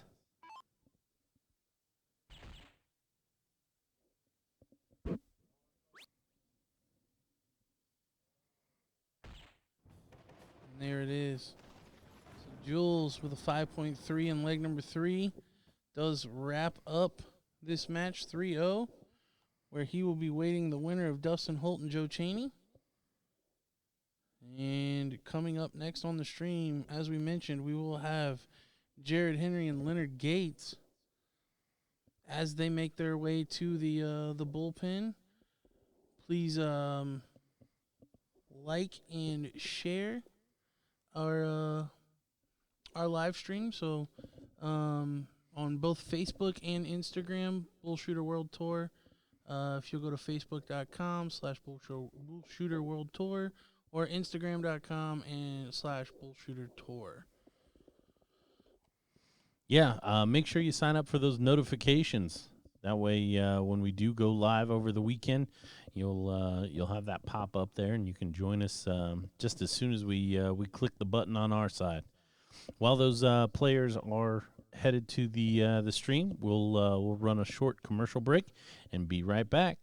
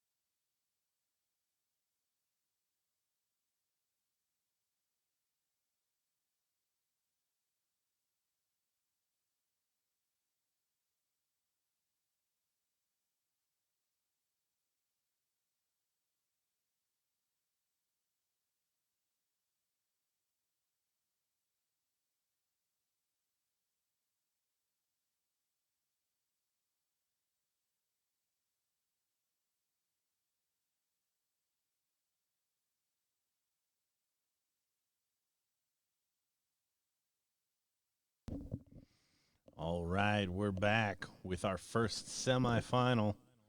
We've got Jared Henry taking on Leonard Gates. We got Court coming in. Our lovely cameraman zooming in on that bullseye. And it looks like Jared's going to take it and get us started here in this semifinals. Chicago, Illinois, the 36th annual BullShooter World Finals. We're down to the business end of this Top Gun Pro Singles.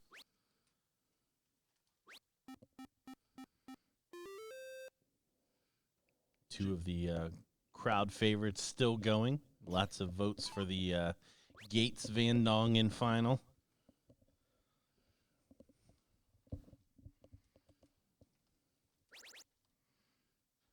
Gates pulling the ripcord, closing the 20 with the third.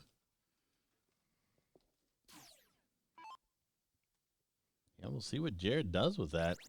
Bit of an aggressive move. He's going to pay for it. The white horse.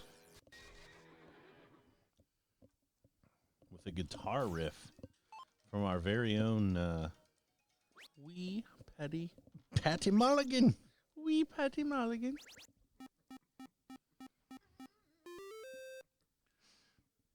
Gates following with 7. Taking the point lead, but gotta like Jared's spot here. And he's going to shorten the game.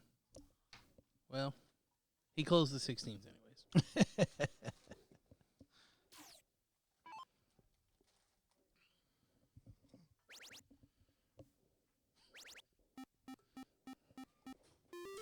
Leonard putting in 6.15s, extending that lead to 69.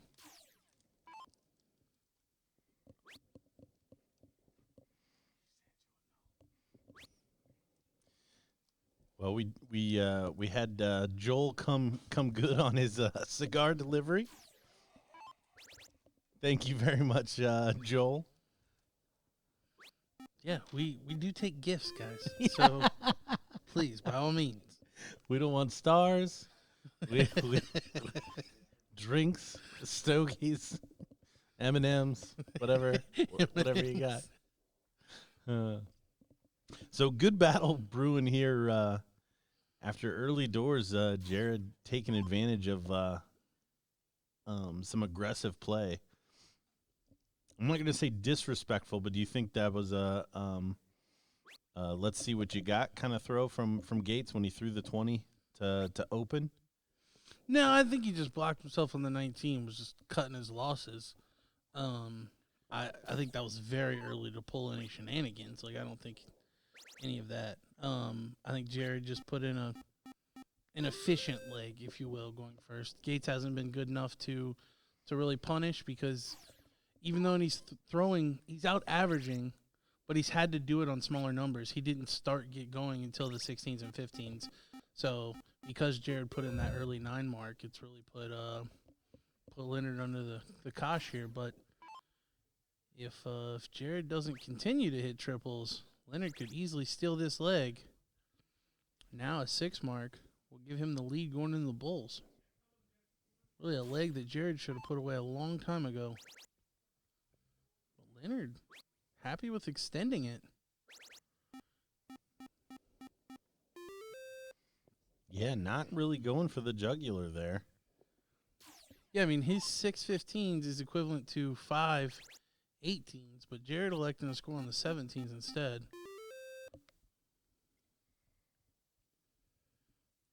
But again, Leonard just keeps scratching away at this leg.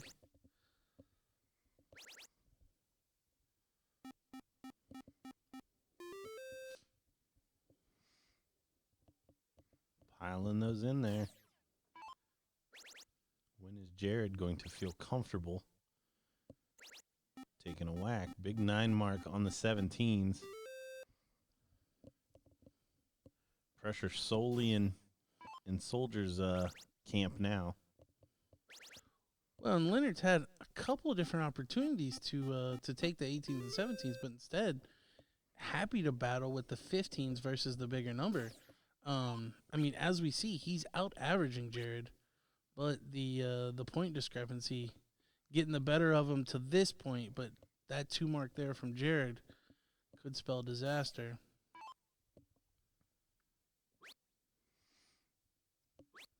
Yeah, Gates really not realizing the situation. He is throwing better than Jared at this point, but because he's choosing to battle on those 15s. And there it is. Back-to-back 3 triple turns from Jared. So let the leg kind of slip away, but great job to reel it back in.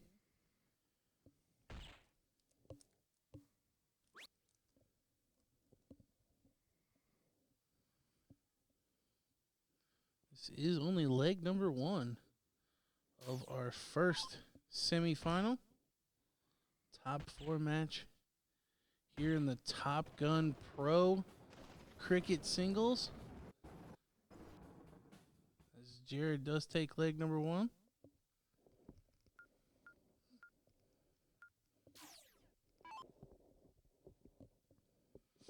So Leonard will have the start in leg number 2.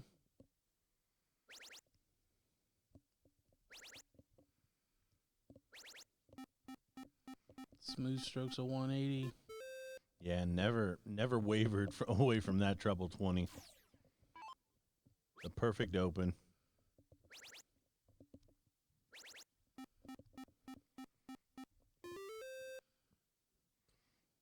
Seven mark follow, but still buried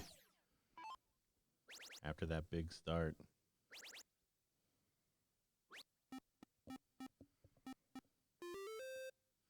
Leonard finally choosing to miss with his 6th dart.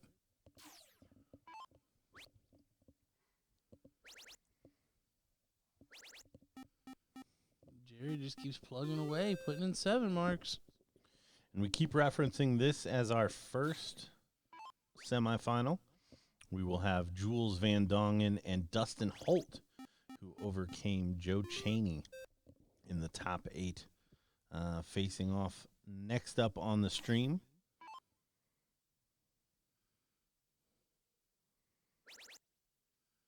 Oh, and a good last there from Jared, but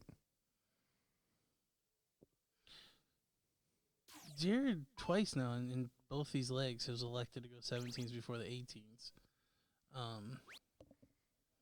You almost wonder if he doesn't like the 18s. I would say that's probably commonly most people's least favorite number of cricket. is the 18s? Mm-hmm.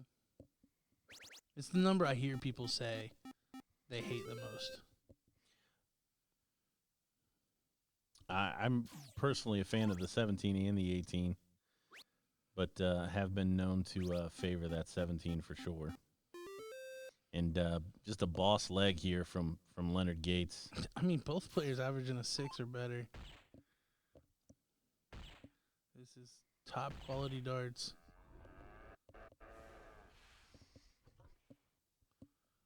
Anything above that like 5-5 range is pretty world class. Yeah, definitely what we expect to see. Leonard start there, misregisters. Coming down the line here. I don't think it's over. I think it's just 2 singles. Yep. He'll still have to use that 3rd. See if it affects his rhythm at all. No, it doesn't. So, leg number 2 to Leonard. We are tied up at 1 leg apiece. The chat is split on the love-hate of the 18s.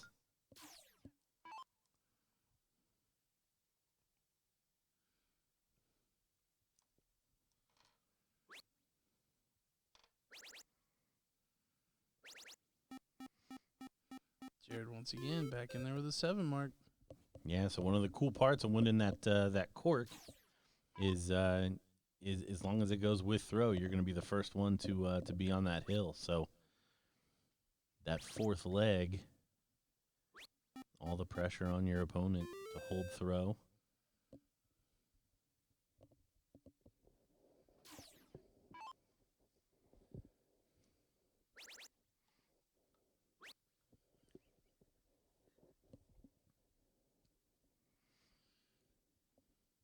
Jared again doing a good job with the start.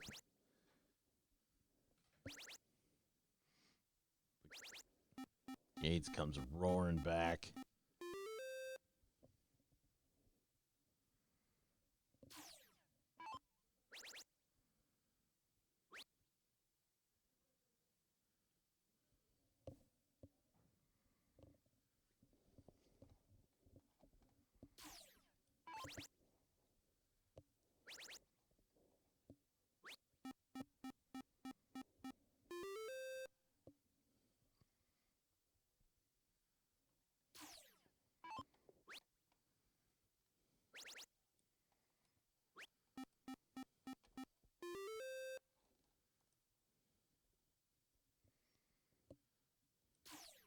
Opening here for Gates. Coming off the back of that 9 mark with another. And you see the reaction there. He knows how big of a shot that was in this spot. Just as easily as Jared could be on the hill. Leonard could be as well.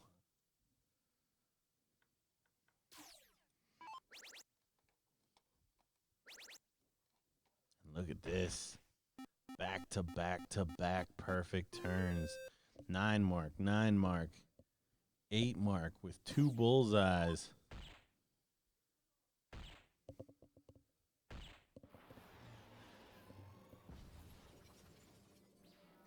So a single bull, and the pressure is on Jared to hold his throw in the 4th leg.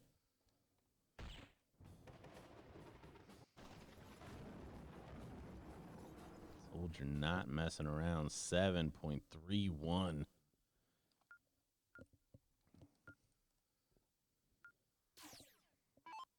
Gets the board started.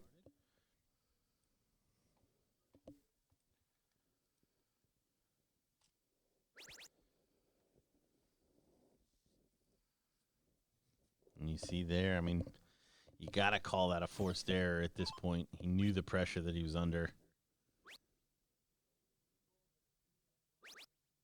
Quick thought of Leonard snagging the double 20.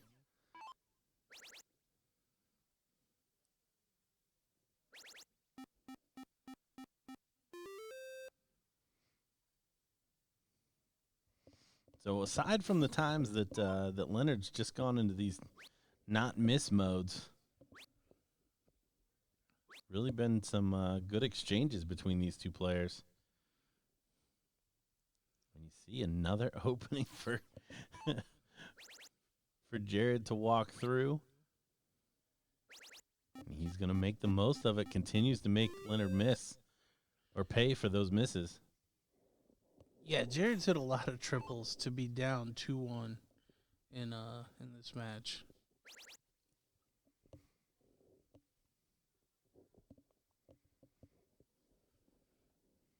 Yeah, deciding leg is pretty fitting here.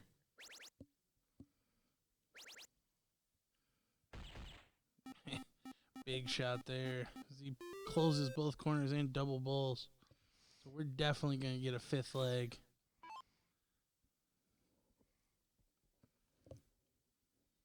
Yeah, if you can do it, I can do it too kind of shot.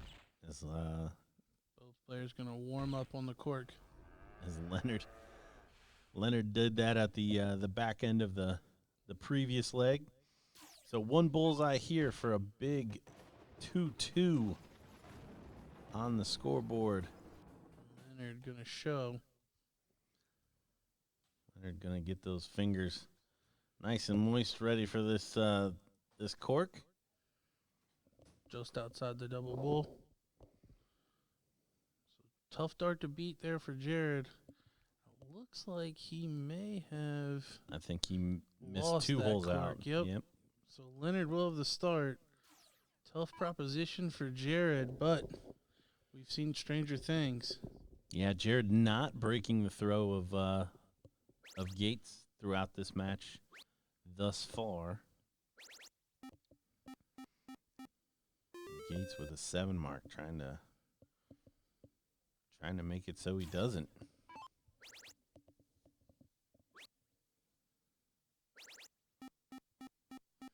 Again, Jared electing to go to the 17th instead of the 18th. Yeah, the fourth smallest number.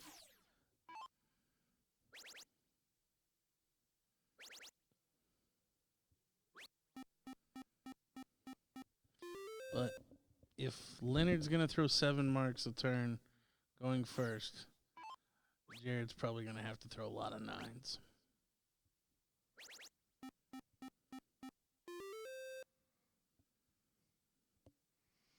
And this kind of match, though, one little slip up early here.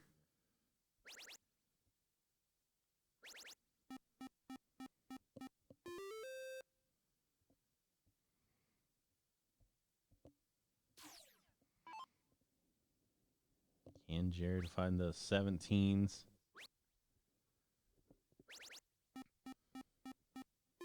Only a 5 mark. So down 13 in 2 numbers.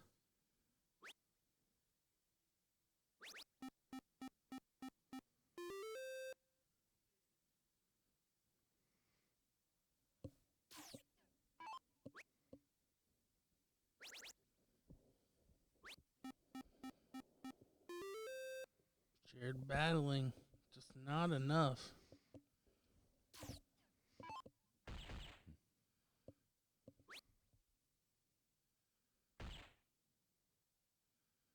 Leonard does manage to close the bull.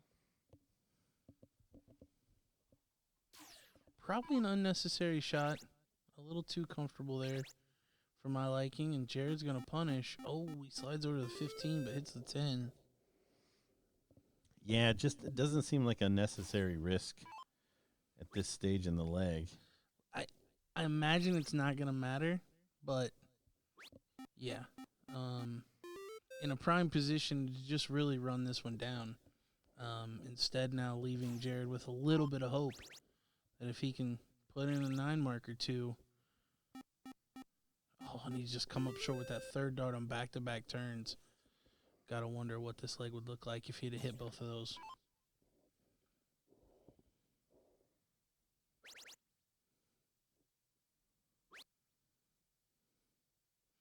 Triple 15 for the win. Leonard going to take his time. Step back and reset. And drill it dead center. So there it is. Leonard moving into the final of the Top Gun Singles Cricket Pro Division. We do have all 4 of our brackets now. We can take a peek at those. So the easy one, we see Leonard just beating Jared. So Jules and Dustin will be the next match up on the feed. If we look at our other bracket, we've got our Ladies Pro. In the Queen seat match will be Paula Murphy and Liz Tynan. We did figure out the whole two Liz Tynan situation. Apparently they had Liz listed for the one that Shay was in. So Paula and Liz. And then on the losers side, doesn't seem to be a whole lot of progress. So we'll keep going. Our Top Gun Open singles. We've got down to, looks like Travis Keene and Gary Kuiper, with the winner taking on Gabe Steffen. Jason Watt waiting the winner of Kevin Manchitz and Tim Eisner. Devin Moore and Dasan Alberts squaring off. Scott Parise and William Meyer. Matt Hoyne and Brendan Dickerson. And Brent Cervelli and Michael Hagenow. And lastly, in our Ladies Open, Women B, Michelle Egley waiting the winner of Alicia. Oh, I'm going to say that wrong. Simzak and Samantha Hubbard, and Rhonda Mader waiting for 2 matches to conclude. Samantha McGee taking on Ashley Grave, winner to take on Kara Good. So I think what we can take away from at least that women's pro bracket is perhaps that's just on the wrong type of bracket, and that loser's side is not going to run. Oh, that would make complete sense. They put it on a double elimination bracket, but yeah, it should have. So then maybe we're just waiting on the ladies' final between Paula and Liz. Yep, that's my assumption. Okay. Oh, and actually, it looks like that's what we're gonna get here in the pin. So perfect. The ladies. Ladies. So yeah, perfect. We will have the women's pro final. I thought all events today were single elimination, and then that bracket threw me off. But yeah.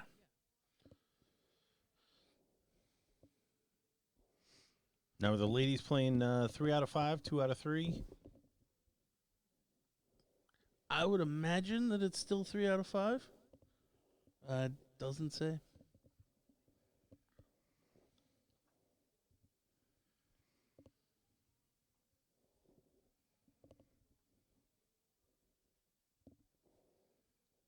Well, regardless, we're gonna get to see these two Titan ladies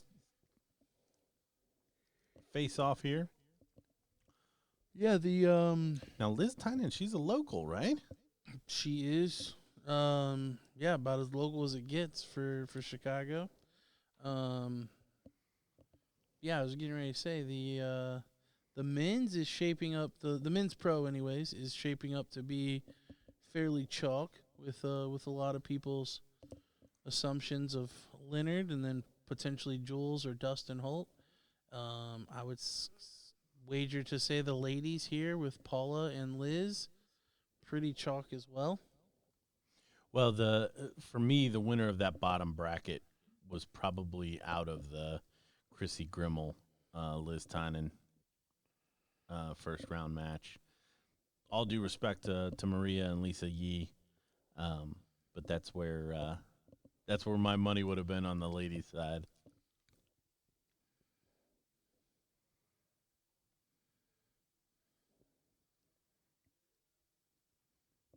And I do bet. Oh, Bill Hughes with the save there. It does say best of 5 on the board. So, yeah. Now they could have set up what the men were using, but I think you're probably right. So it looks like the ladies might be ready.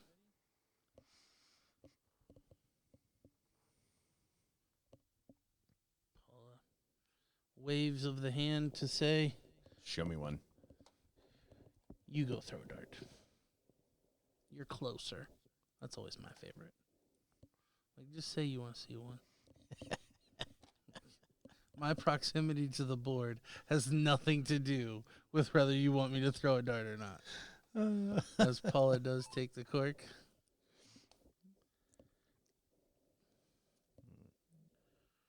Now these players very familiar with one another.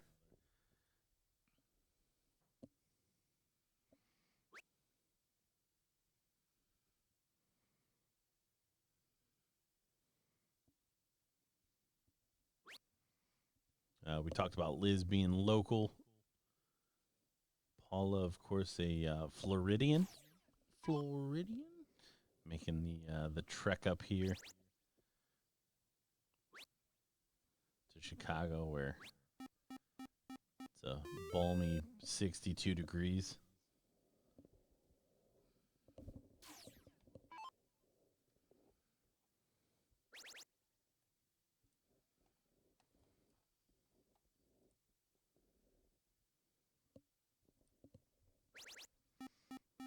Unfortunately, chat, you're only able to see the bracket when we show it to you.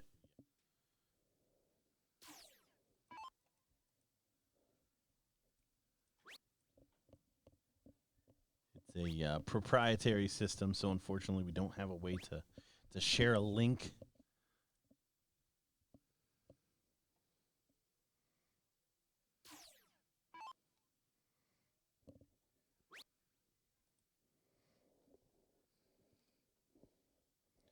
And early doors, good exchange here between these two ladies. A chance now, though, for Liz.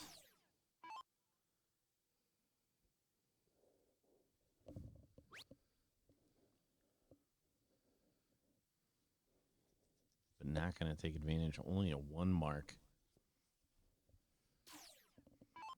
Paula gonna look to punish.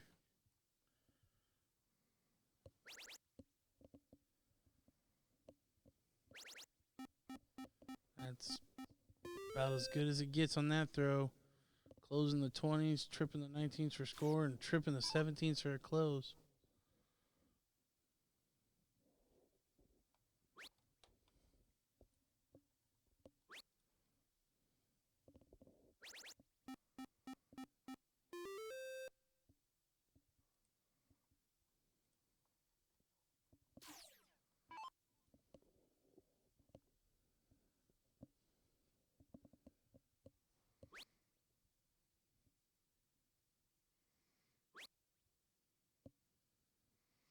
You see the reaction there from Paula. Not exactly what she wanted.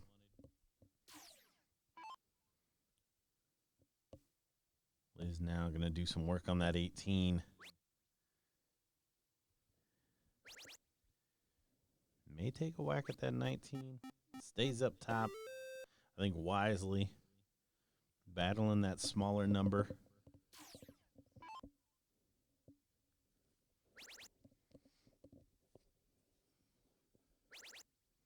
But could she have saved herself some heartache here? We see Paula teeing off on that treble 19.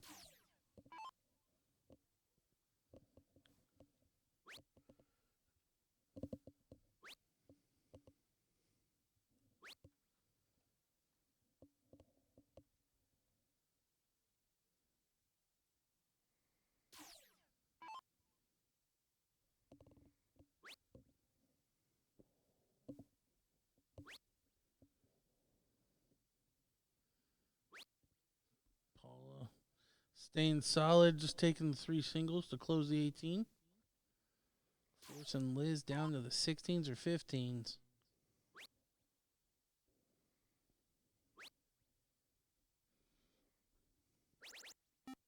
Big third there. To close and score 32 for the point lead.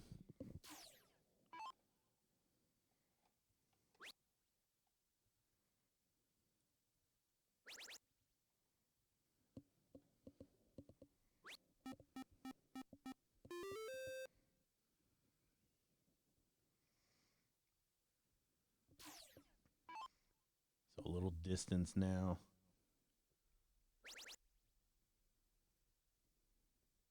Being built. You saw the nod of approval. I always like that with people watching the opponent play, and a nod once the treble goes in.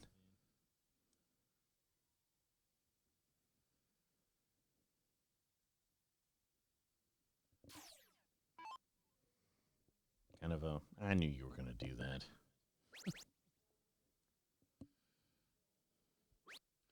Well, I think it's probably a better attitude to expect your opponent to hit.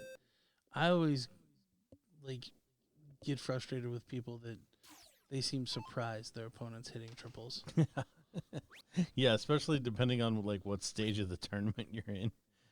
Or how good their opponent's playing, even if it's somebody you're not familiar with or you don't expect to throw triples. Right. They don't be surprised when it happens. Yeah, it's a recipe for disaster, because if you're not ready to do your best every time you're at the board or you start a match, it can go sideways very quickly. Shrug of the shoulders as she's able to finish that one off there.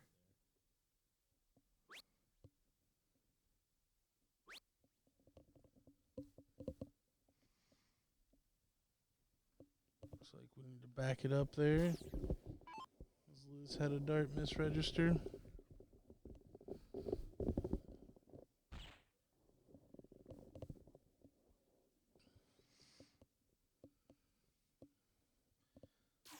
Hat trick now for Paula to seal this first leg.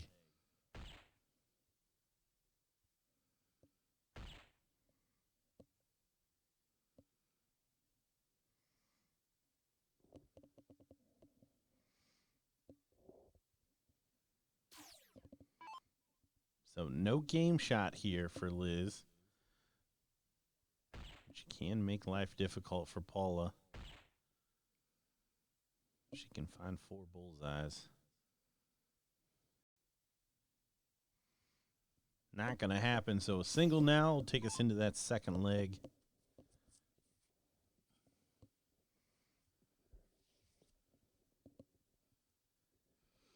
Paula making life hard on herself, having to use all 3.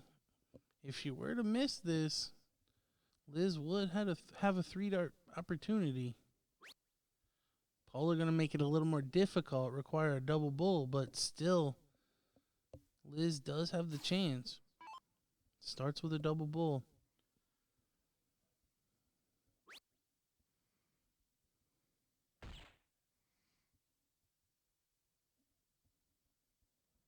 Doesn't get the double. Gets a good fallout. But again, straightforward shot here for Paula. Single bull. Wraps this one up. There it is. So Liz Tynan would have started in the second leg here in the ladies AAA singles final in Chicago, Illinois at the beautiful Regency, Hyatt Regency, just outside of O'Hare. We were talking about it earlier. Southwest, they got to want to get away. You can be here by Sunday, no problem. We'll be here. We'll tell you hi. You can see us in person in our lovely attire, the Arachnid 360 attire. I haven't went as far as getting the underwear just yet. I mean, but I talk about it enough that I think I need to head in that direction. I wouldn't be surprised if you show up tomorrow at some. But it goes beyond just the apparel. You've got koozies, socks, coins, flipping coins. Those are cool. Yeah, tankards.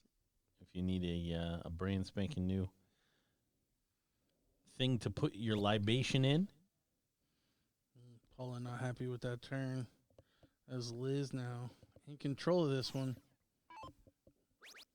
Oh, and she's definitely going to be in control after this turn. Oh, bit of a slack turn after a perfect first start.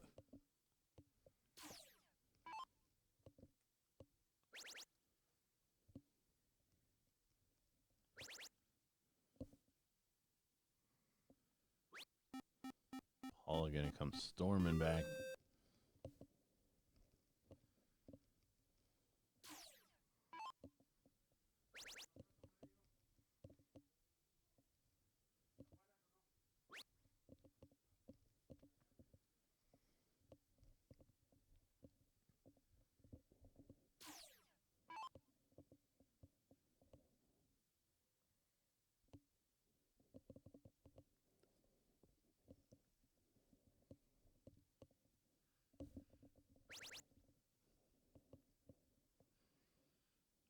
Paula finding a 17 with her last start. But still trailing by 42. And that's going to grow. Yeah, Liz, that first dart 20 is free. Yeah, just not allowing Paula to get close enough to do any real damage. Forcing her to have to score first. Oh, and the score tied up. And Paula drills the 20. Big 9 mark there. Tying the score and closing the 20s.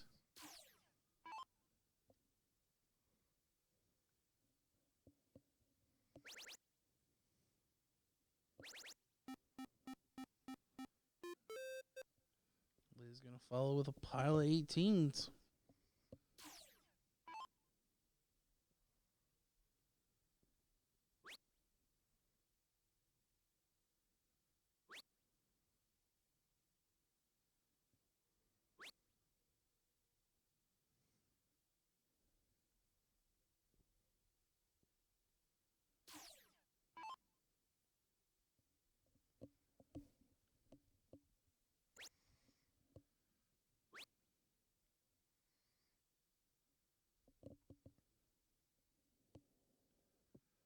good standard between these two ladies.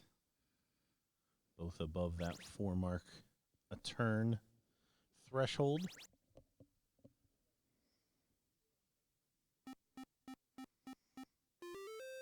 And it's funny, most of them have been doing it on pretty much 2 darts. It'd be a big triple, and then something wayward, or a 4 mark and another wayward dart. And just as I say that, I talk Liz into a 2 mark.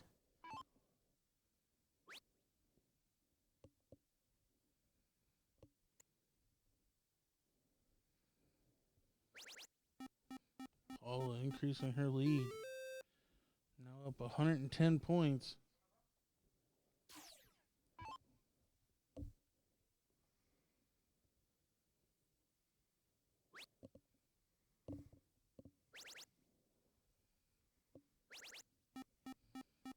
Liz battling back with a 7 mark, scoring 126. So just exchanging blows here.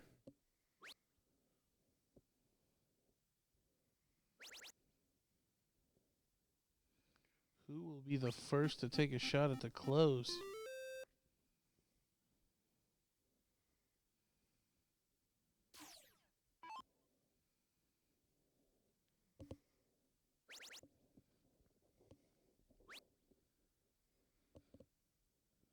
Liz thought about it for half a click. She did, and that's ultimately what cost her that 3rd dart. See if Paula's going to be a little bit more steadfast. No wavering thus far. She's thinking about it too. And she's going to do it. Buries the treble 18. Pulling her average up over the 5 mark. Averaging a 5.1 now.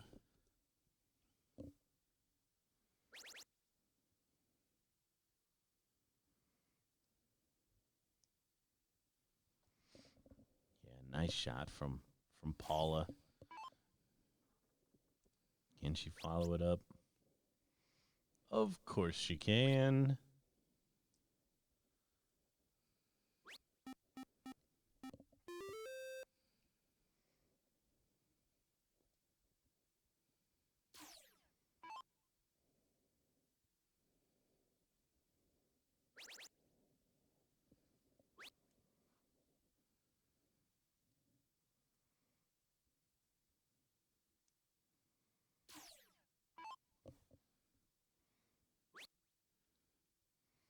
Three Bulls now to take a 2-0 lead in this final.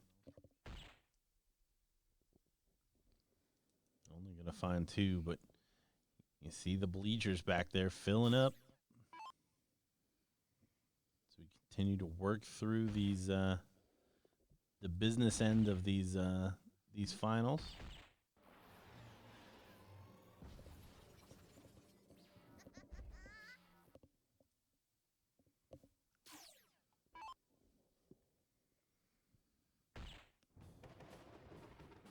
There it is. Pola taking a 2-0 lead. So Liz, no looking back now. Gonna have to win the next 3 straight.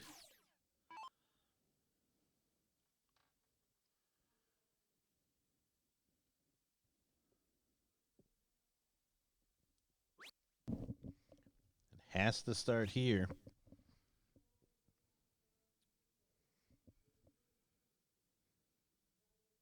But we've talked about it a couple times.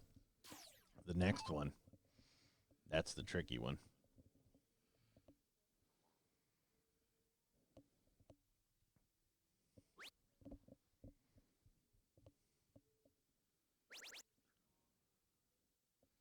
Solid third there from Pola.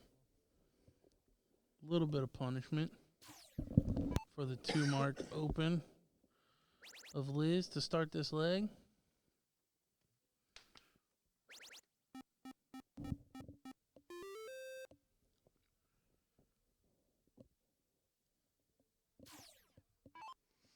Good recovery. Paula still has that big 20.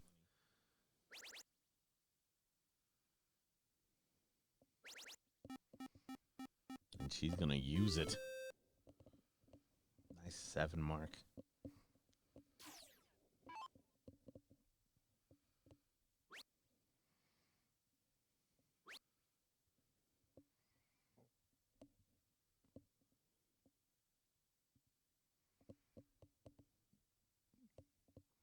Both of these women have been top tier female players for, I think, as long as I've played. I think Liz is a little bit newer to the scene than that.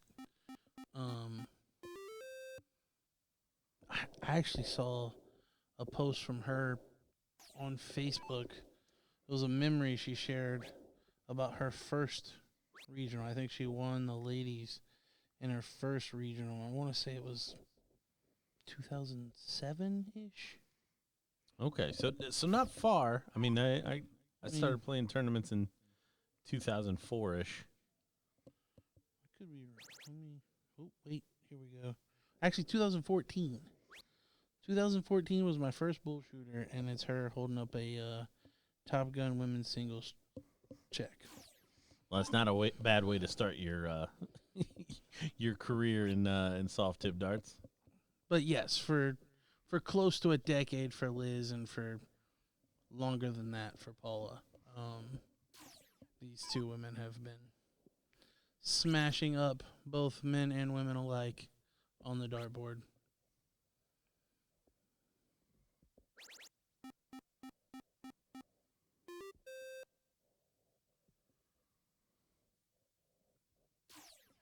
Unfortunately, though, it looks like this is one-way traffic again in what could be the final leg here. Paul looking to seal this one 3-0.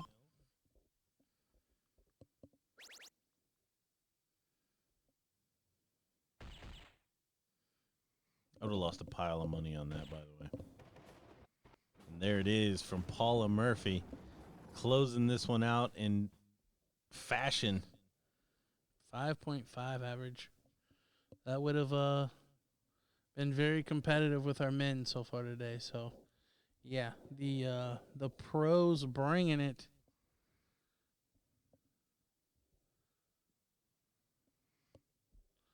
Yeah, no, great win there for Paula Murphy.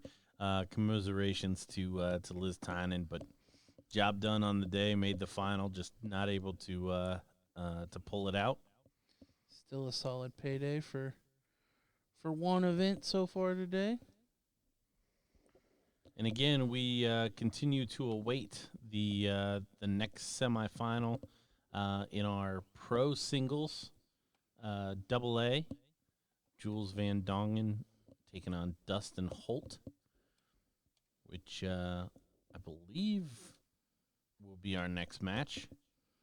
Yeah, I think we've got a check celebration / trophy coming Paula's way, and then we should have that semifinal. In the ladies or the women B singles, looks like they're narrowing down to the top 4 as well. Michelle Egley and Olivia Simzak are battling it out for a place in the final, and Rhonda Mader is waiting on the winner of Kara Good and Samantha McKee. As we see the trophy presentation, big check there for Paula. I believe that Olivia she's young. Is 14? I don't know the exact age, but yeah, it's like not driving. Yeah. Yeah, she's played extremely well. She did well at the regional. I believe maybe the Florida regional. No, she's in Ohio. I think it might have been Pittsburgh. Was it Pittsburgh? Yep. Which is a giant regional. So yeah. Definitely a player to watch.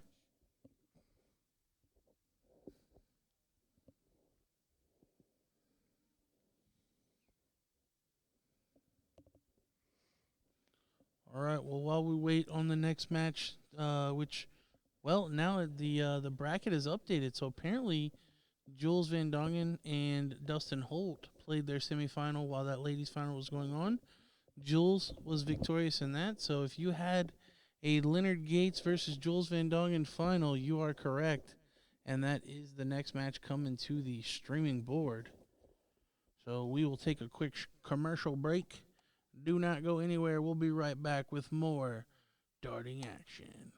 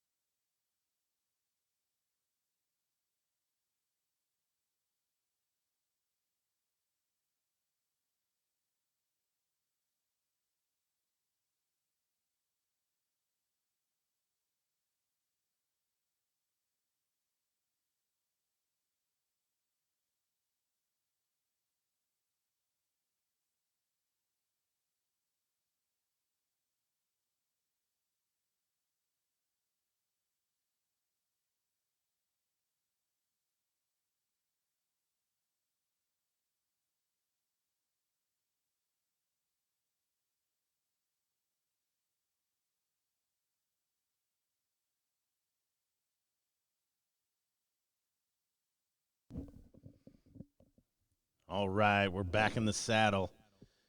Getting ready for this men's final here in Chicago, Illinois at the Hyatt Regency O'Hare. O'Hare. Look at that, back to back. So we got a tie. You should not be pulling them. Oh, that's a no-no. Technically, you should leave the darts in and reverse the order of throw. I think Leonard allowing Jules to get away with that. Leonard will win the cork anyways.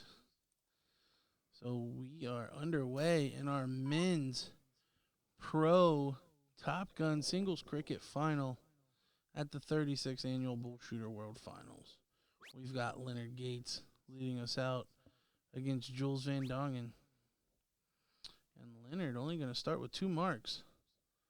So not the start we would have expected.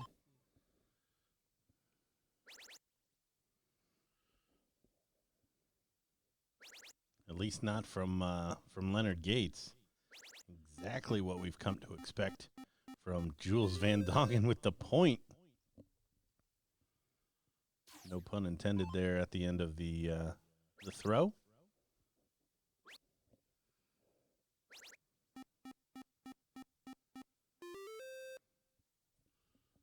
Leonard going to follow with 7/18s.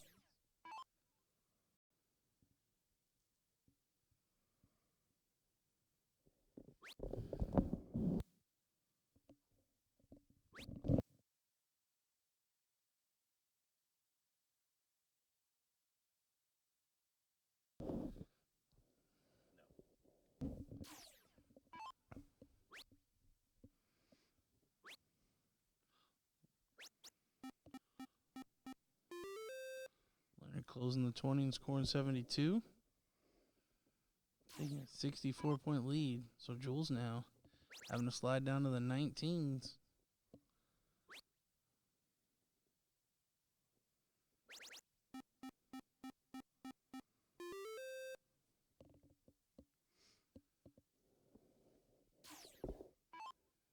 So both these guys, a lot of firepower. There we see it. The crowd raises their hand and claps. Definitely some Leonard support out there. Yeah. Nice comeback here in this leg after a 2-mark start from Leonard. And look at this from Jules. Another turn, look, and point. It's getting testy. And honestly, we haven't seen it in a while. But I was just getting ready to say, if you want a testosterone-fueled match where it's constant, like, booms and hoo-has and hand claps, Leonard will oblige. Yeah. Leonard will definitely take you up on that. Yeah, I remember when Leonard first started playing steel tip tournaments. He caught a lot of flack for that. Like he come pretty aggressive, and I remember quite a few guys kind of telling him like you got to calm that stuff down. But he does take leg number 1.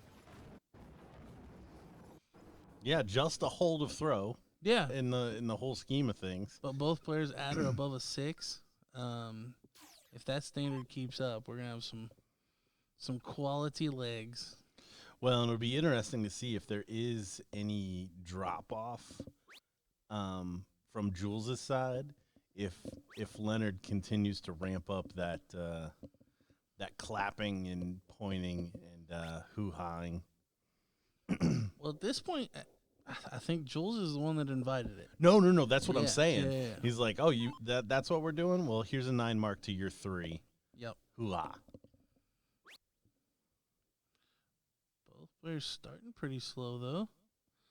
A 3 mark and a 1 mark. Yeah, settling back in.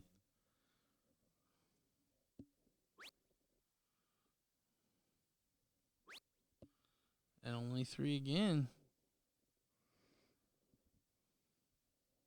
So both these players are going to be extremely okay with where they're at in this leg. Oh, all things considered, yeah. Because it could have been nearing a finish in the last leg.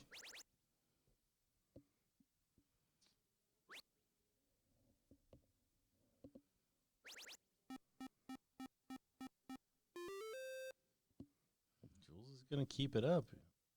Oh, I don't think either one of them's gonna stop doing it. I just hope that they play well enough that we get them a lot. That's the key at this point.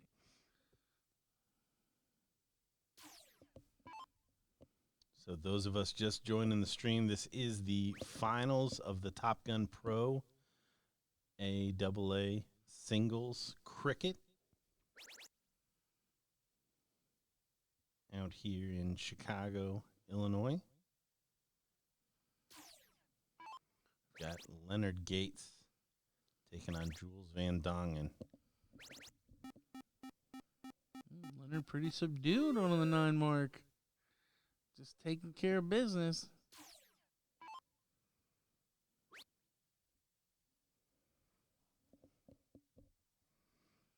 Jules really needs to win this leg. If he goes down 2-0, it's going to be a tough one to come back from. Yeah, it'll be interesting to see if there's any reaction here after this throw. Oh, He was building. He really was. That volcano just got turned off. He might have turned around and blew him a kiss after that one. Great answer from Jules. Scraping back into this one. But Leonard still with a 16-point lead. Should go back at the score. Yeah, and he finds 51. Yeah, 83-point deficit here for Jules. He's going to need to make it up on the 15s and the 16s. Yeah, had the 16s to score. Electing to play a close game here. Yeah. If Leonard doesn't hit 2 triples here, great shot. Well, and Leonard's going to make it hard to hit 2 triples. So, yeah, at the end of the day, the shot paid off for Jules. I feel like he baited him into a terrible shot. He did. That was what we like to call a forced error. Well, and then he trips it and doesn't follow it to get the point lead. Almost baiting him again? Leonard's got a 3-dart finish here. Who's going to be surprised if Leonard hits this? Well, I don't know that. I'm surprised he was going to shoot it. I thought he would have just stayed in. Oh, 100% you got to shoot that. You into can't battle the No. bull. I'm not. I wouldn't have shot Leonard's last shot either. True. So. Well, now Jules just needs 2 bulls, and there it is. So, in a very weird leg, to say the least, we're tied up 1-1. Jules doing what he needed to do. Yeah, Standard came off the top a little bit, down to closer to that 5 mark level, mostly because of, I think, the first 12 darts. Here we go again, another leg where they're starting slow. Or at least Leonard is. Yeah, Jules may have something to say about that. Post haste. He's going to continue to play aggressive. The only thing we need now is the winner of this to play Boris Kirchmar.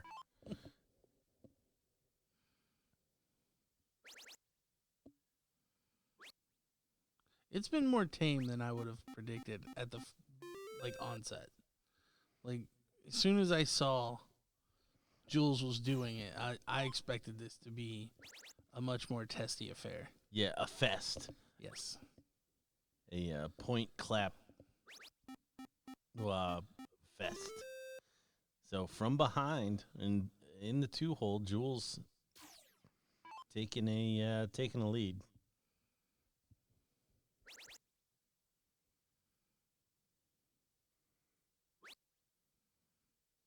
mistake there from Leonard.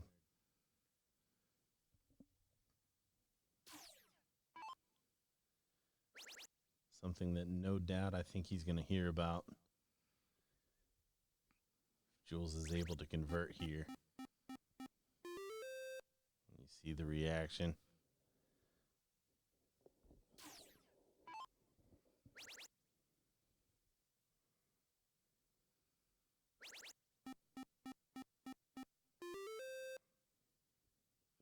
Leonard putting in a pile of 17s. Only pulls back within 3. Jules has been taking advantage of having that bigger number. And continues to play aggressive. Taking that third, trying to take the number. Was able to do it on the 18s. Not able to do it here on the 17s. Oh, and that's a blocker. So Leonard elects to close. Oh, but still manages a triple 17. I didn't think that he had the room. No, it was a great third dart. It looked like it pretty much went the only place that it could have. Off the dart and into that left-hand corner. Great last there by Jules to take the point lead back. But Gates now with the bigger number. He's going to take advantage of that by putting in 7.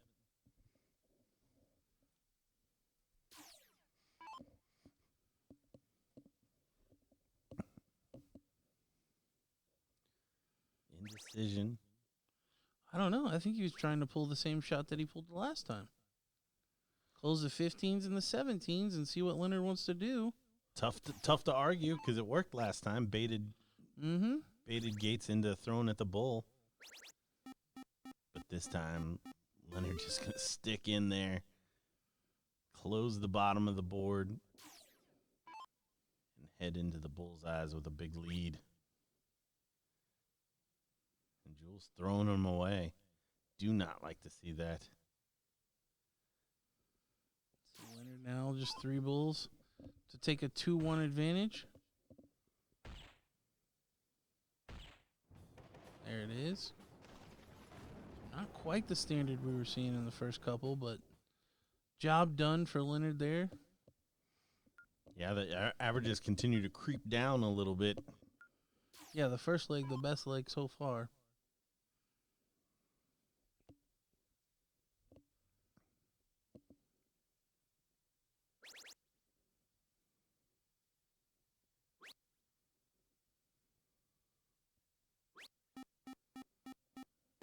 Only 5 for Jules.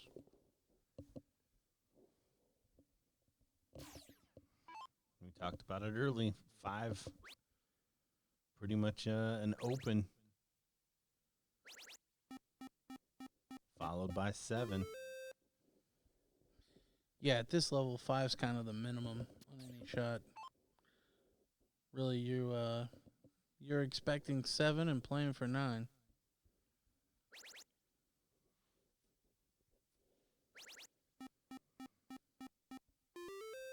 Good recovery after a lax first dart. Leonard trying to polish this one off from the 2-hole here. 3-1. A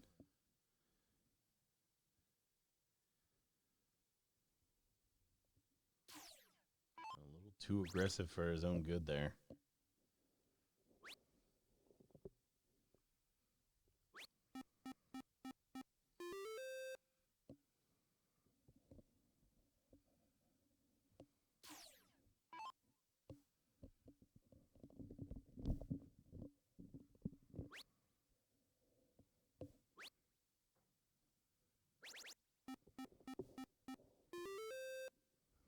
Only 5 from Leonard.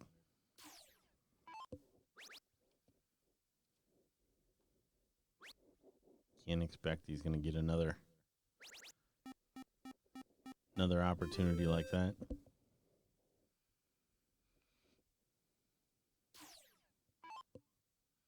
So Leonard, 17s has been the number he's done the most damage on. Gonna have to start another campaign on it. But even 9 won't be enough for the lead.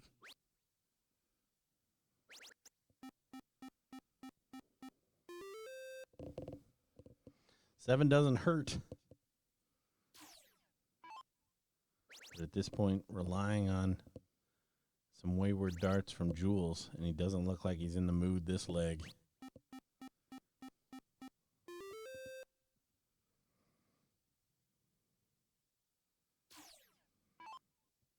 Those averages back in the mid-5s for both players. That probably is all she wrote in this one for Leonard. As a first dart blocker, cost him the next 2. Swinging to the 15. Maybe double.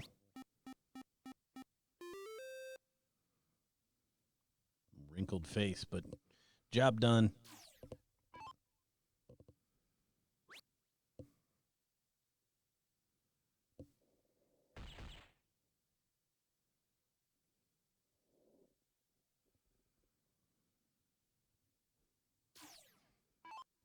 So a 15 and 3 bullseyes will wrap this one up. Yeah, Jules really efficient in this one. Really didn't have to do anything too crazy. Just started with a lead and kind of peppered his way down the board. But game 5, that's the all-important, where the cork will decide who goes first.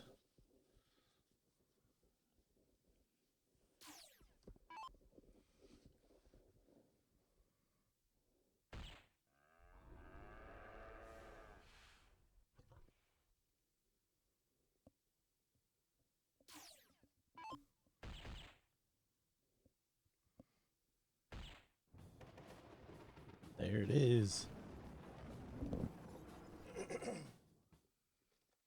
So Leonard to show a dart first.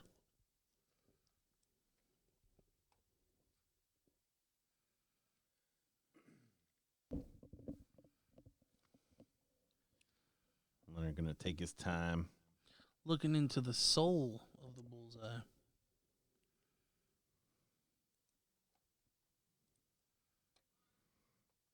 Two holes out of the double. Oh, and looks to be better than Jules' dart. Yeah. So Leonard will have the start.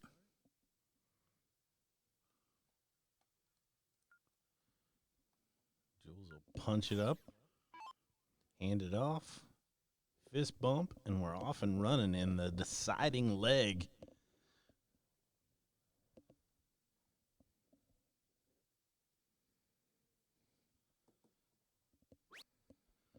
Oh, and Leonard needs to find that trouble.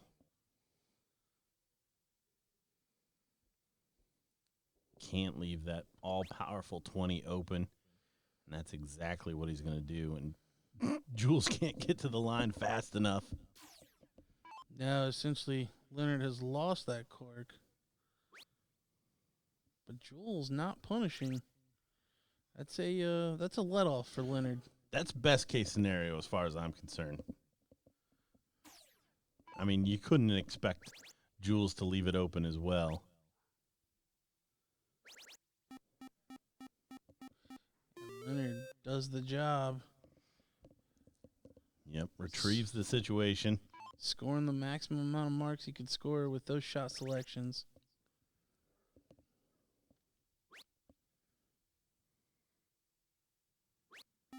And it put him in the lead. So just like that, after starting with a 2 mark, he's able to regain the advantage in the leg of throwing first. Oh, and he's going to fill up the 19 and a subtle fist bump.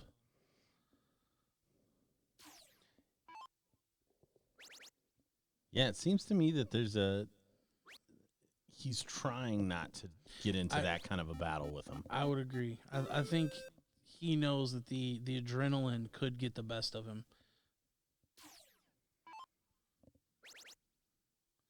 But he certainly looks to be the one to beat here as he gives away score. Only scoring 53 with that dart. Because it is Cricket 200. You can only be 200 points ahead of your opponent.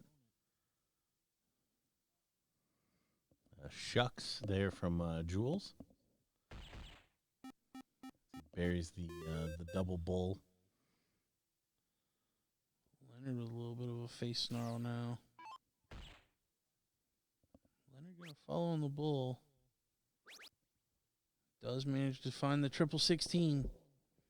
The important dart.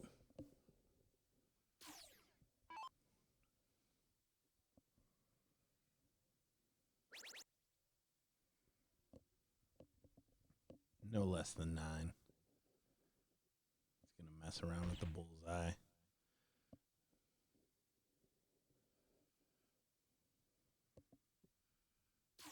Leonard just needs 3 15s and 2 bulls.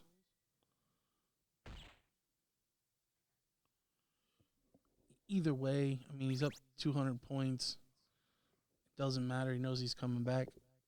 But he does find that 15.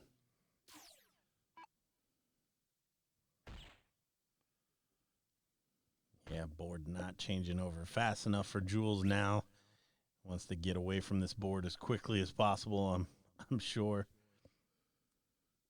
So Leonard just needs 1 bull to take the title and be crowned the Top Gun Pro. There it is.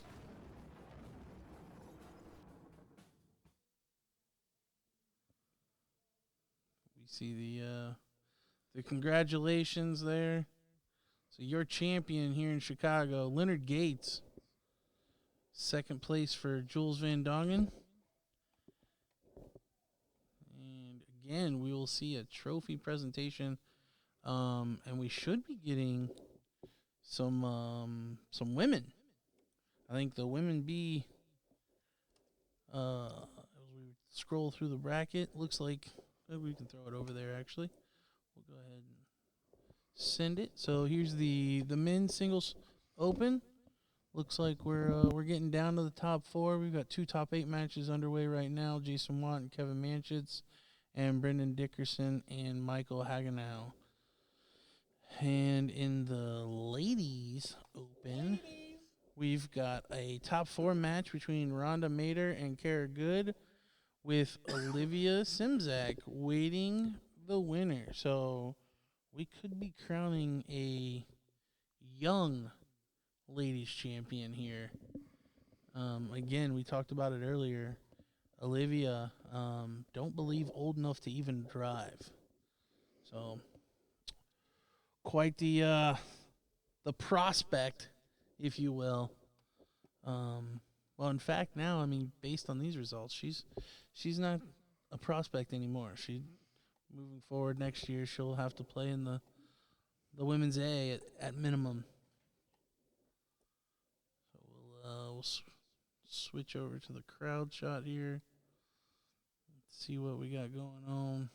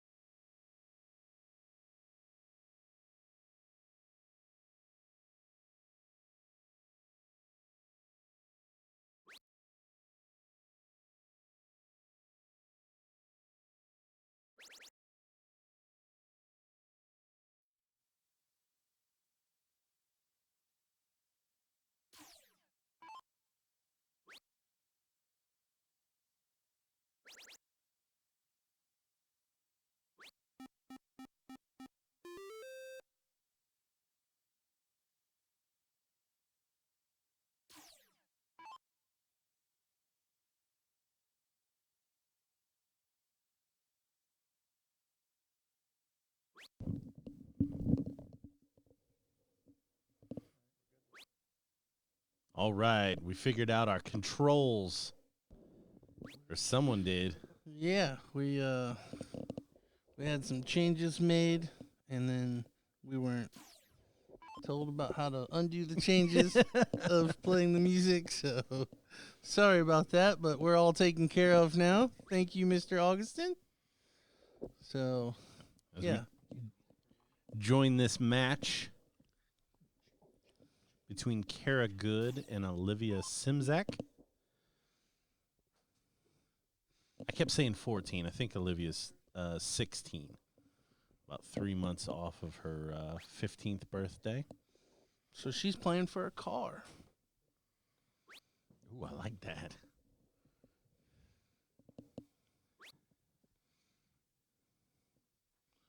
Well, she's got an 11-point lead going into the Bulls here in leg number 1.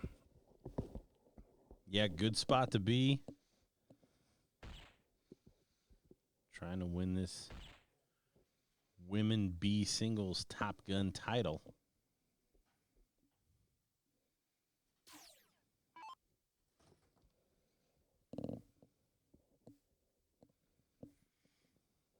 Kara, though, 4 bulls could dash the hopes of Olivia in this first leg.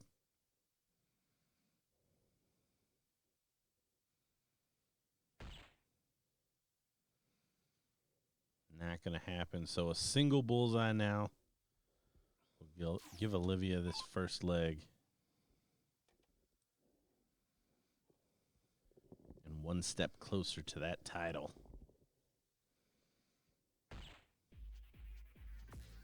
There is leg number 1. So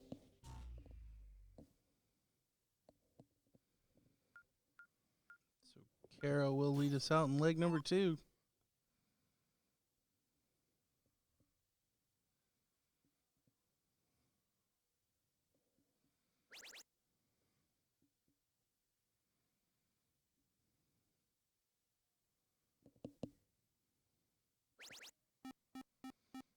Kara putting in a pile of 20s.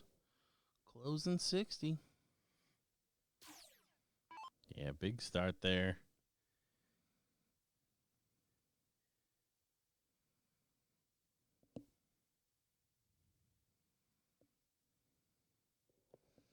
Olivia with a window.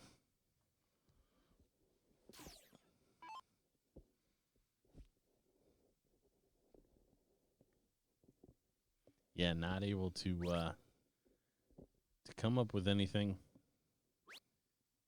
after that big start. And look at this from Kara. Continuing to hammer away there.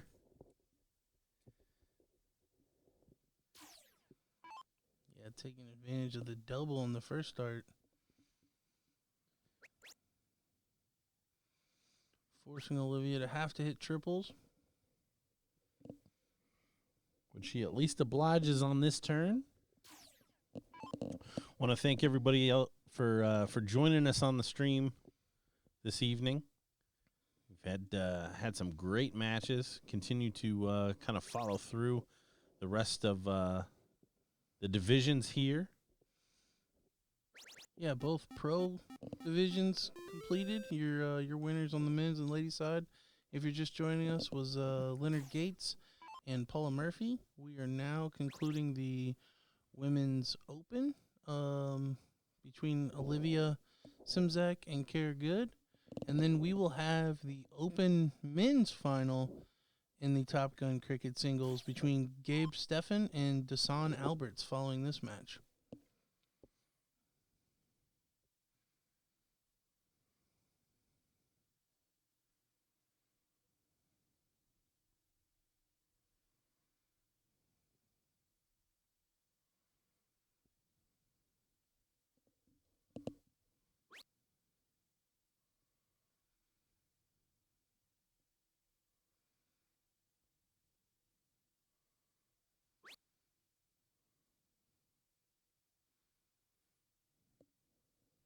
So probably the last chance here for Olivia to try to tee off on those 17s.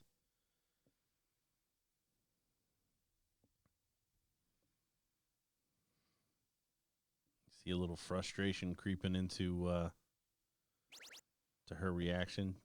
But great way to step to the side and stick it.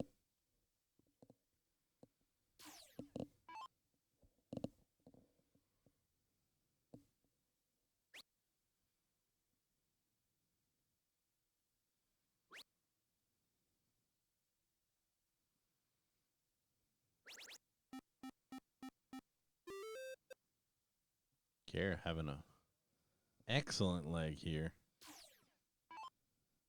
Yeah, does not want to go 2-0 down.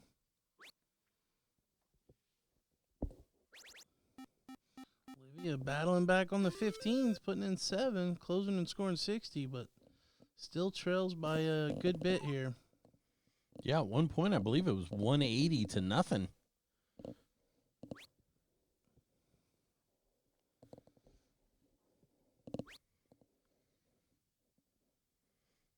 Another single 15 will give Kara the lead going into the Bulls. She's going to power close with a double 15.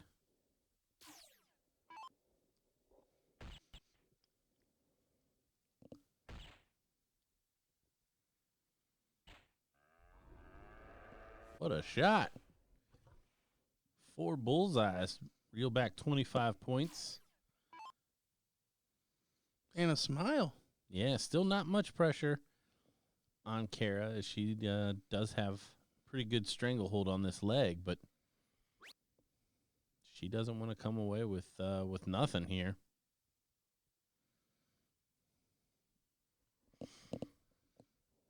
But no, that last shot is the first time that I've actually seen Olivia kind of look happy in this match.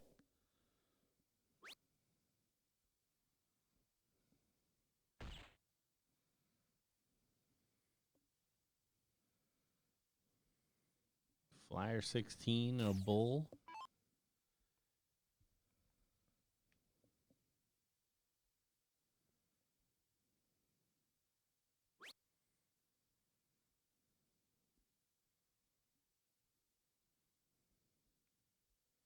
Kara continuing to score.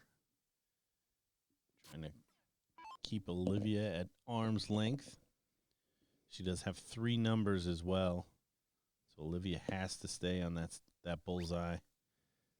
Continue to try to reel in points, and only going to find a flyer 19 on this turn.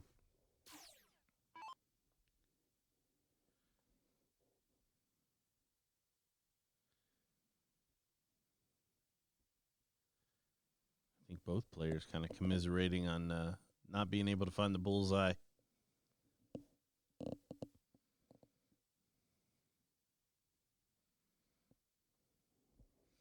Kara going to come away empty-handed.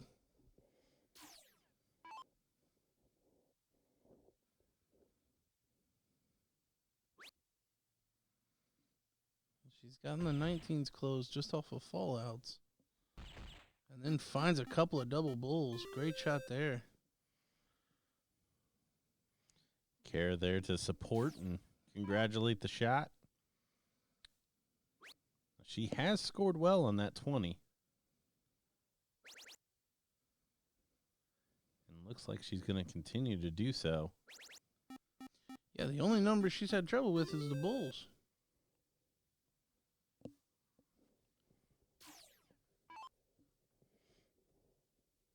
So Olivia needs to find those doubles again.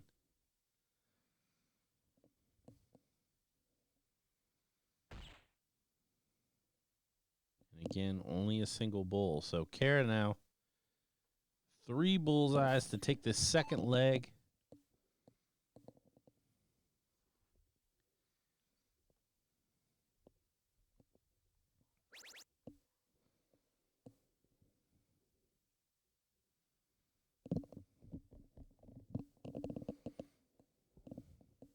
The 20 still free.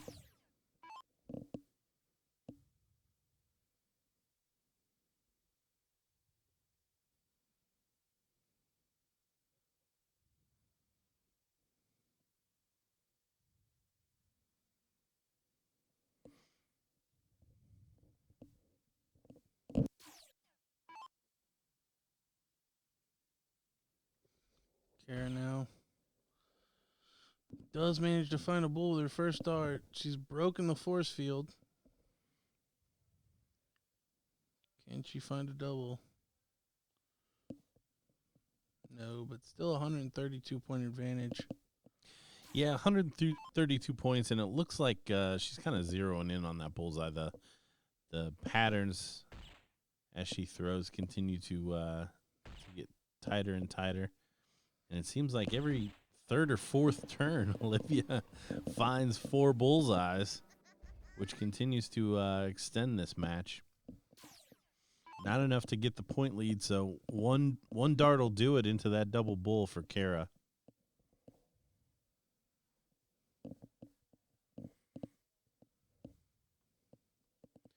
See if she can do it here.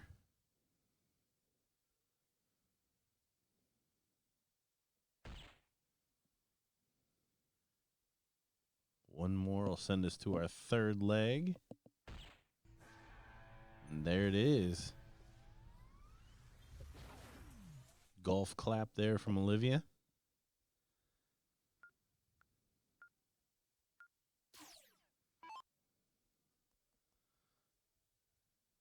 High five and off and running in this third leg.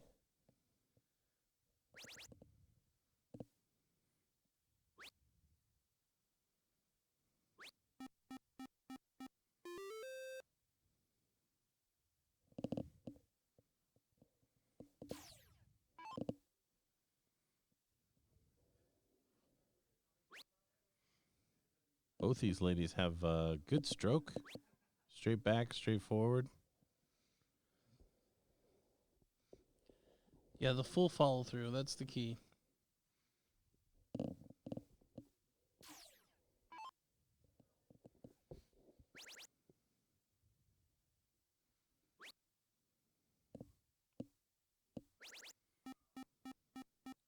Olivia's turn to find some trebles here early.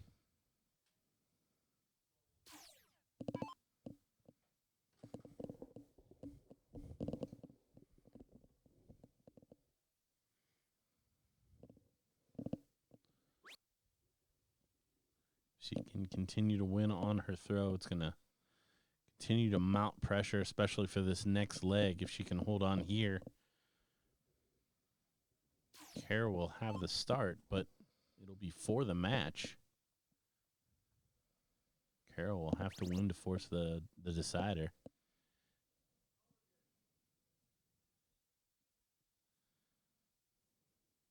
Oh, and just unlucky. Both sides of the 16.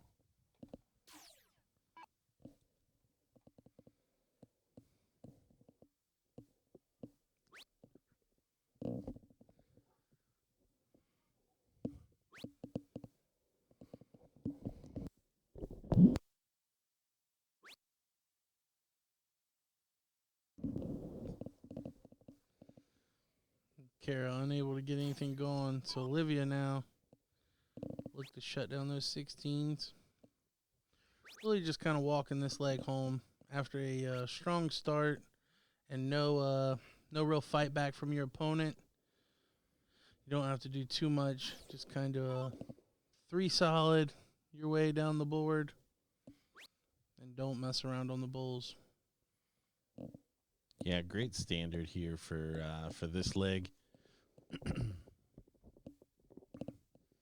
And like I said, sets her up well because while she won't be throwing for the match in the next leg, the pressure for Kara to produce will be there.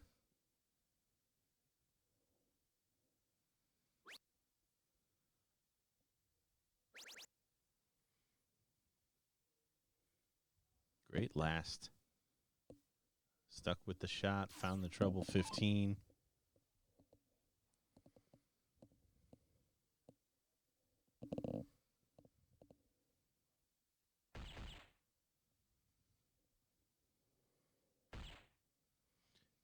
And Kara, after messing around on the bulls the last time, finds them straight away here.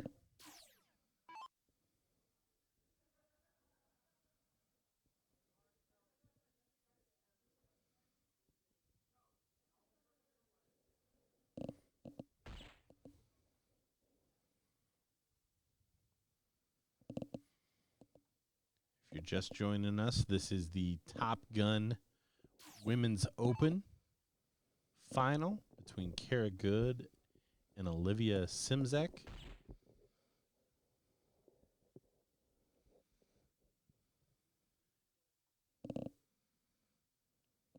We are at the 36th annual BullShooter World Finals, the beautiful Hyatt Regency here in Chicago, Illinois.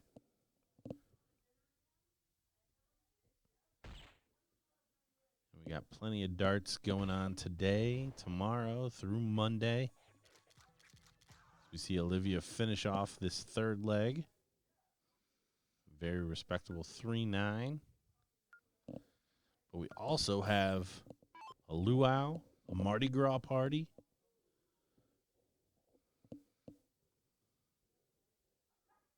All kinds of things coming up this weekend to look forward to and enjoy. Yeah, so if you're in the area, you want to come on down. We'll be here all weekend, including Monday. If not, start making your plans for BullShooter 37 right now. We'll be back here again next year. And you may have already seen in the commercial we've been running, big announcement tomorrow. So definitely want to stick around and come back and see us there. Call that in the business a tease.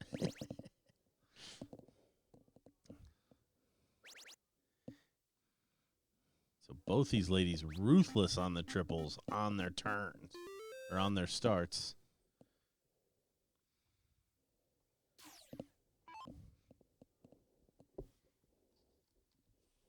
This again, the fourth leg, 2-1 to Miss Olivia, who's on your screen right now, 16 years old.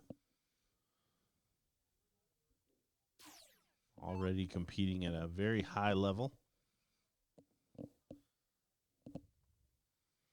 I believe she won the regional to qualify for this. Yeah, in Pittsburgh, she bested a tough ladies field.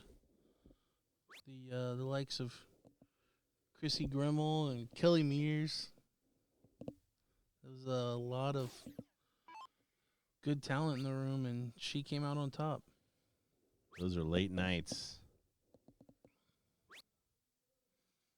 She puts in 3 singles there. Yeah, a bit of a grimace.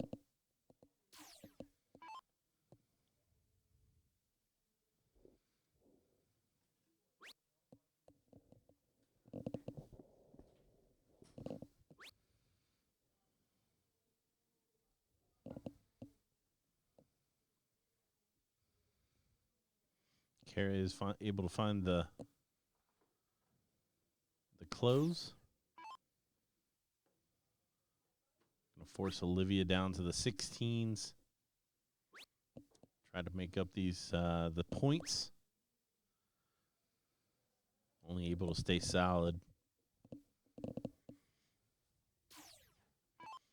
So looking like a critical game 5 here in the women's open division. Seems to be the way. I think we've had quite a few game 5s today throughout all of our matches. An opening, though. Big shot here from Olivia.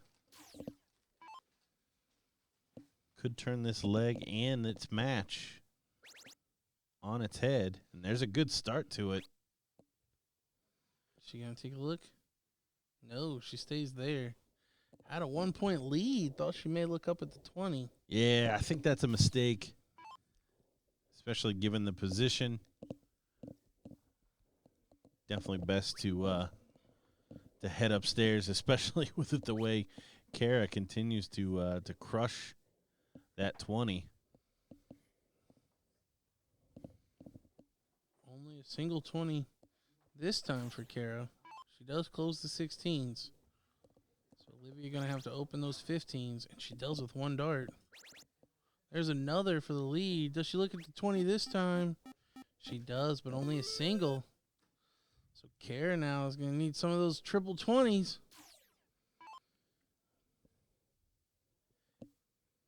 Yeah, pressure solidly back on Kara Good.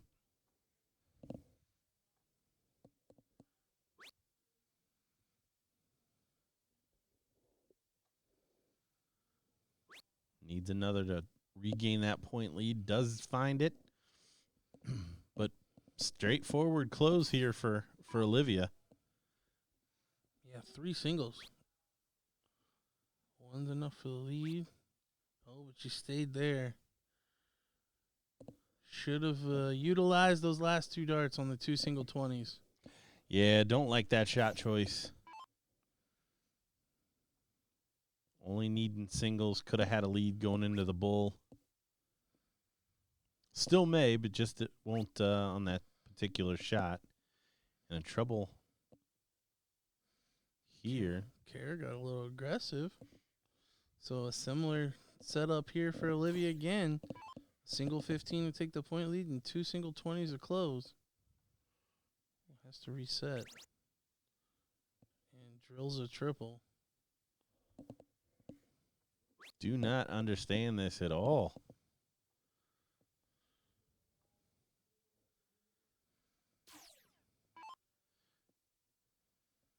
Treble for score. 2 darts in her hand. Only needs 2 singles to close out the number.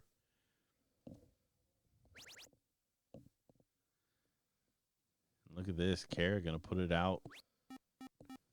Oh, I thought she was going to find that 15 as well.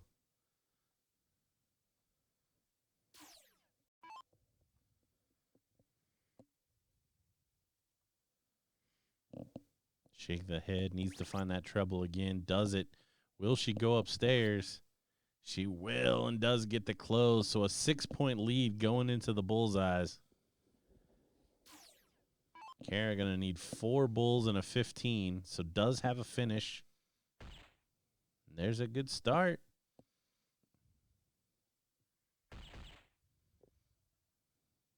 Great start. Stay there for another for the lead or close the 15 and make your opponent have to hit the hat trick. She's going to say that Olivia won't hit 3 bulls. Yeah, I like the pressure shot.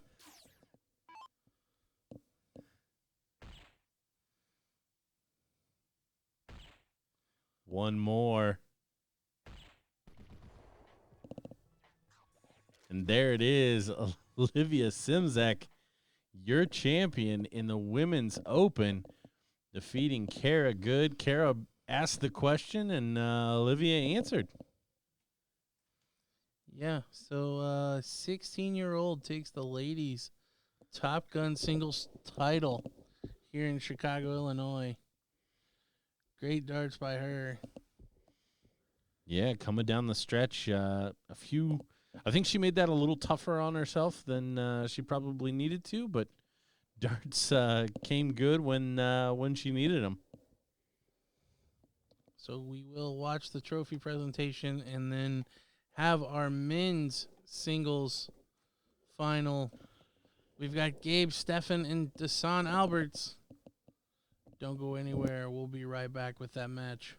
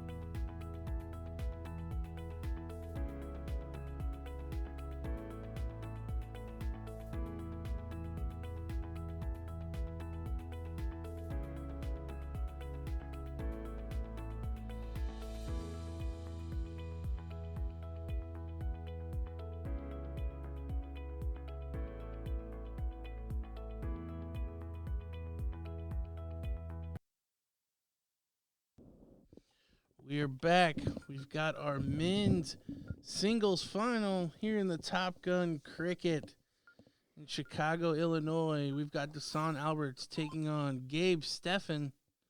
Apparently, this is for Battle of the Dakotas. Who will reign supreme, North or South?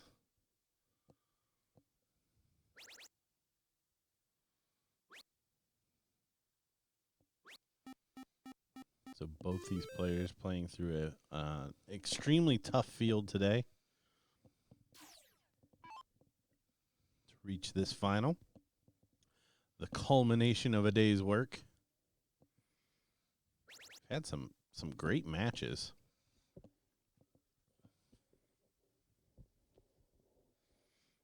Gabe already worried about that camera. And Gabe already hamming it up for us. One-way traffic so far.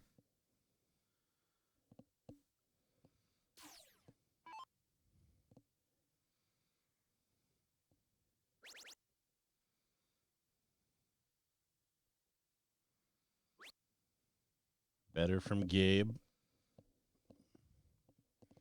So, not familiar with either one of these, but just on stroke alone, I would put Desan as favorite. Yeah, it helps that he's averaging 5.5 for that determination, but yes, he does have a much smoother follow through than Gabe. He kind of stops about 3/4 of the way, which it's not impossible, but it is hard to be consistent when you have that variance in your follow through.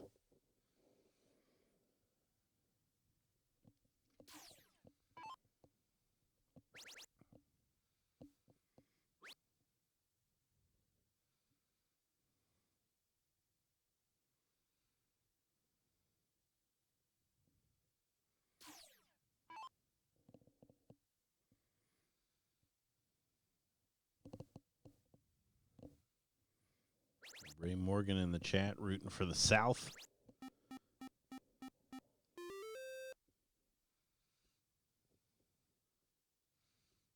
Solid 6 mark there from Gabe.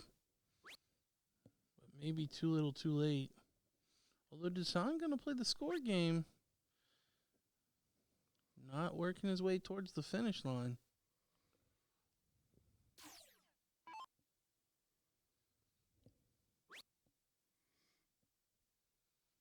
Yeah, another big shot here from Gabe, and could put some additional pressure on Desan. Now needing both corners. There's one gone. Chucks another one up at the 15.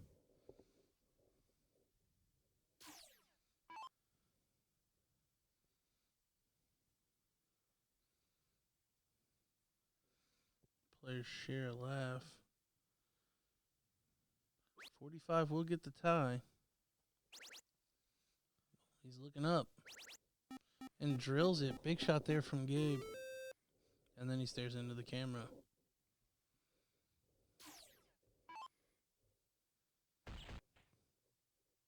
Another one of those will give him a game shot. Not going to find it. But he does retake the lead. Great shot there under pressure. Yeah, giving it back to Gabe.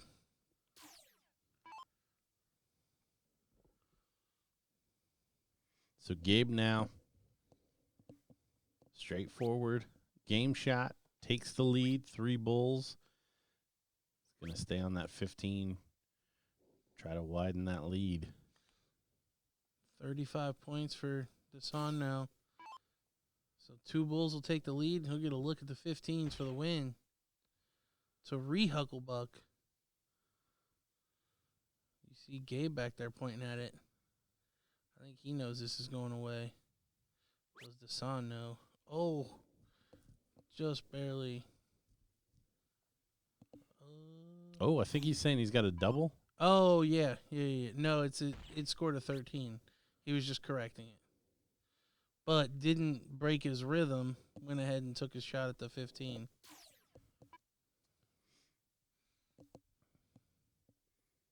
So 15 now will tie. Seeing Gabe's shot selection last time. Probably going to stick there, not after a triple. Well, yes, after a triple. Yeah, puts in 105. Forcing Dasan to now need 4 bulls to get a look at that single 15.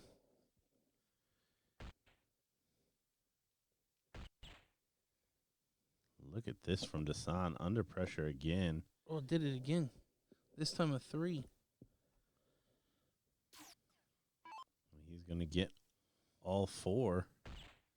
He pushes the last one. So under pressure again, able to come up with the 4 bullseyes.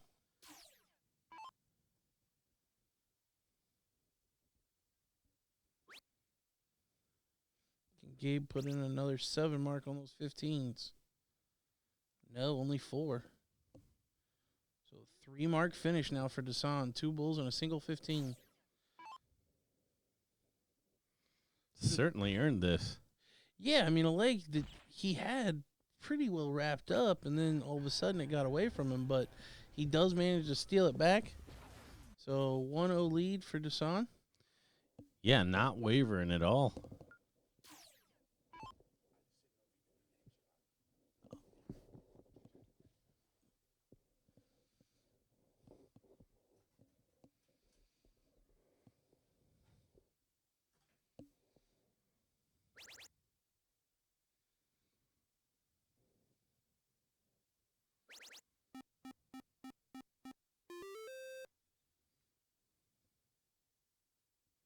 Gabe certainly picking it up since the early parts of that first leg. It sounds so smooth. Able to stick with it there at the back end of that first leg on the bullseyes.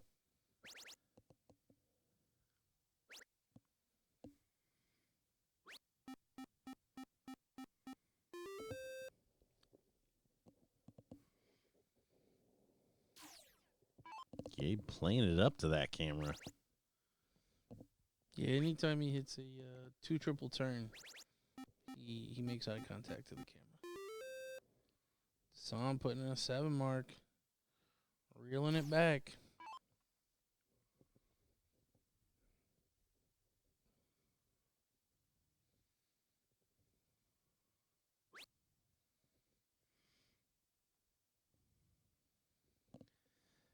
That's where that inconsistency of the stroke comes in. Just a little bit off. Does he take a look? No, he stays there and finds the triple. Thought it was blocked, but he finds his way through.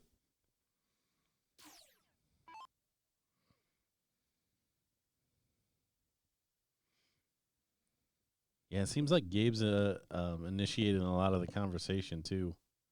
Or the exchanges, I should say.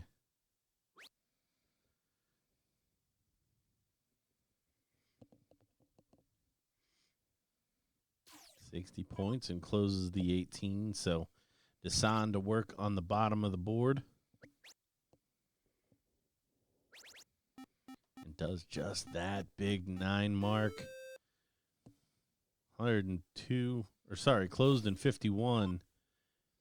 And closes the 20. Great shot again, under pressure.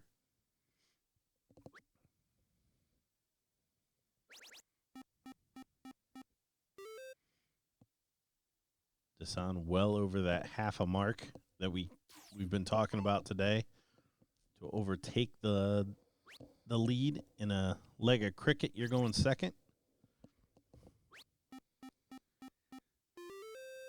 Another 5 mark. Dasan very steady. Yeah, very easy to see why both of these guys are in the spot that they're in.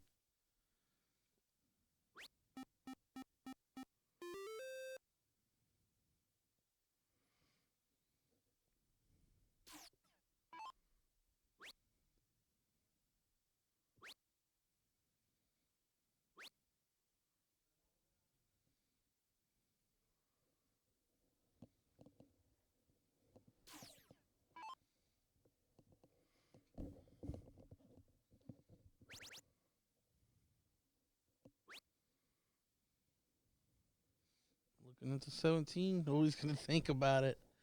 Ponder. Does he want this to be the shot? I think you have to take a stab at it. Yeah, especially as covered as that 15 is. Well, and you're only up 2 points, so a single 15 really does you no good. You might as well play for a triple, and the best triple right there would have been the 17.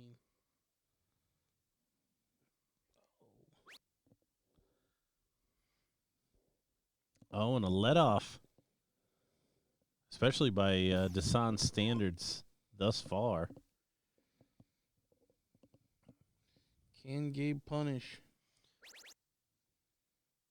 Finds the requisite triple and finds the requisite triple on the 17.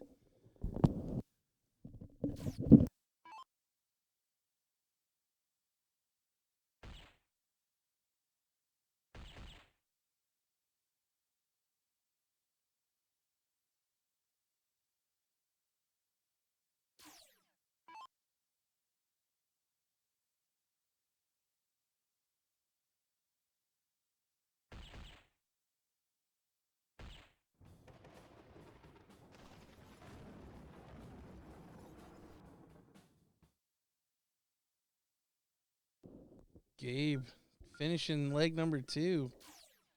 And gives the camera a look-see again. So we are tied up at 1 leg apiece. Yeah, great fight back. Dasan continues to look likely, but back end of that leg. Gabe able to pull back in front and close the deal.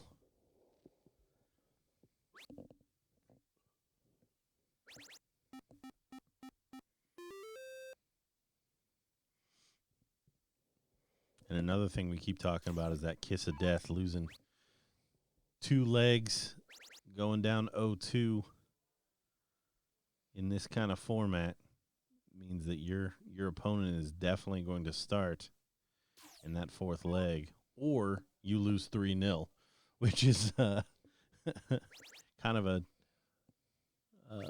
rock and a hard place.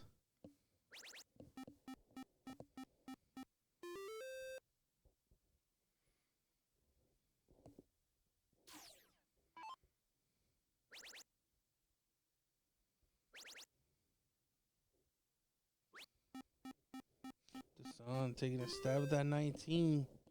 Does put in a big 7 mark there. Closing the 18s and scoring 54.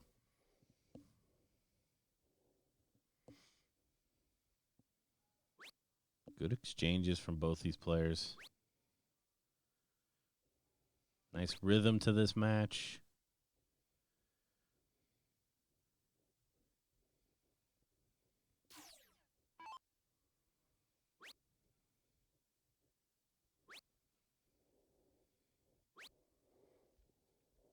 Love that. 1 point lead. Takes the 2. Oh, thank you, Paco. So we were corrected by, we were saying Dasan. It is Dason or Dason. So thank Says you. Dason. Yeah,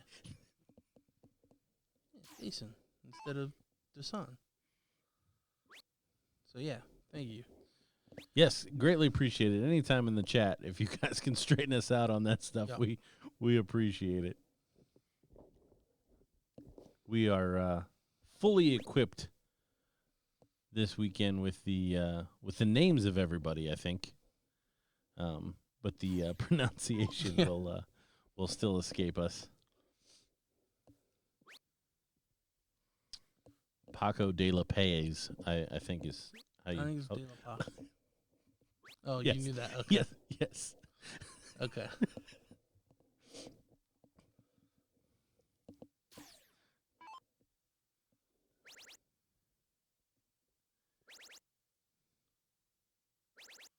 Another 9 mark there from Dason.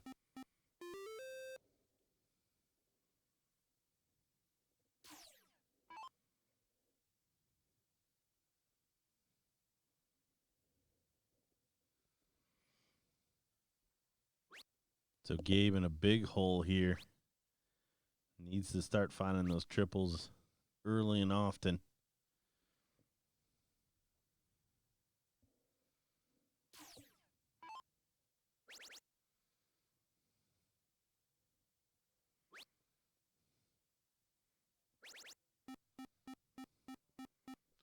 Well, Dason can play some.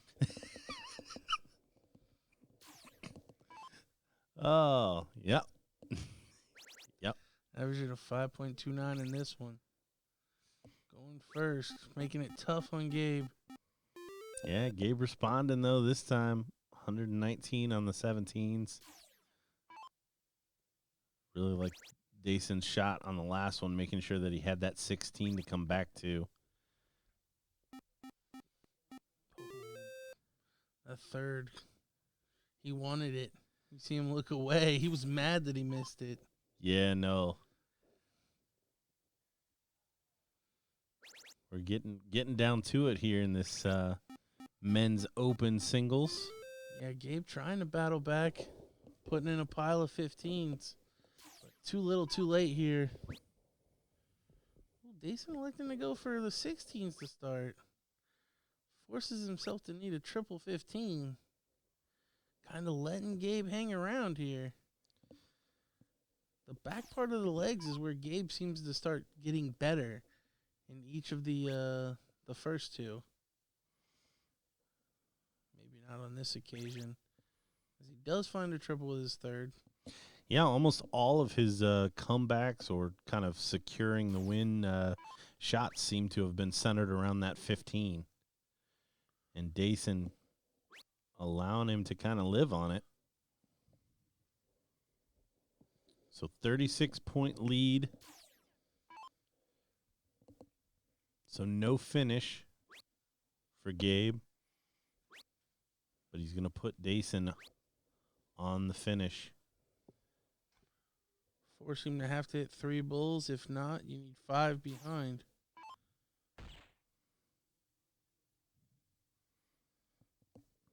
Again, dart misregisters.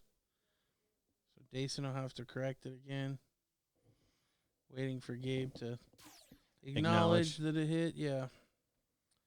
It only seems to be happening to Dason. That's the weird part. But he does punch it up, so Dason now leading 2-1. And Gabe will lead us out in leg number 4. A must-win leg for Gabe.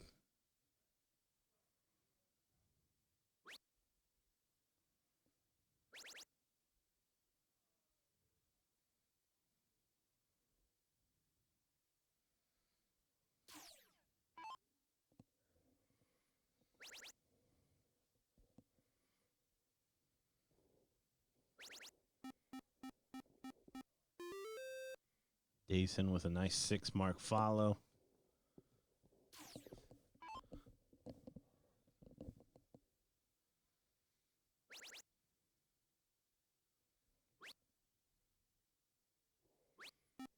Gabe not afraid to play a little aggressive there.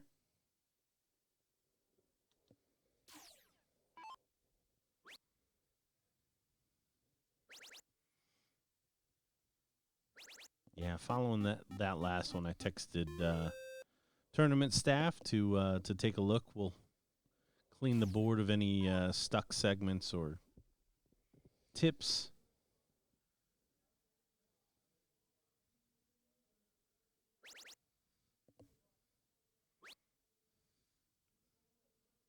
Gabe electing to close the 19. Tired of getting beat up on it.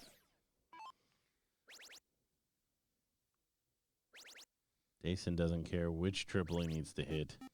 He can hit them all. And he'll hit 3 of them in the same turn. Yeah, nice big shot. I think Gabe shook his hand on that one. That wasn't a high five or good shot. That was a you just beat me. He shook his hand. Yeah, I don't think he's given up by any stretch, but the writing is somewhat on the wall. Dason just so consistent.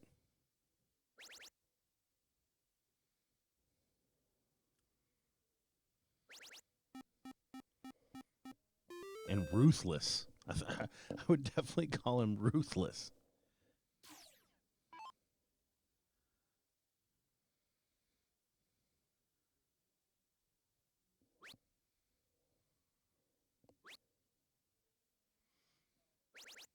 Gabe going back to his honey pot, the 15s. But when your opponent is averaging 7 marks a turn, it's pretty tough.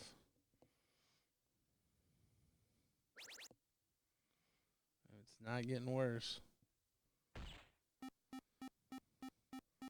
He missed the double bull. What a hack.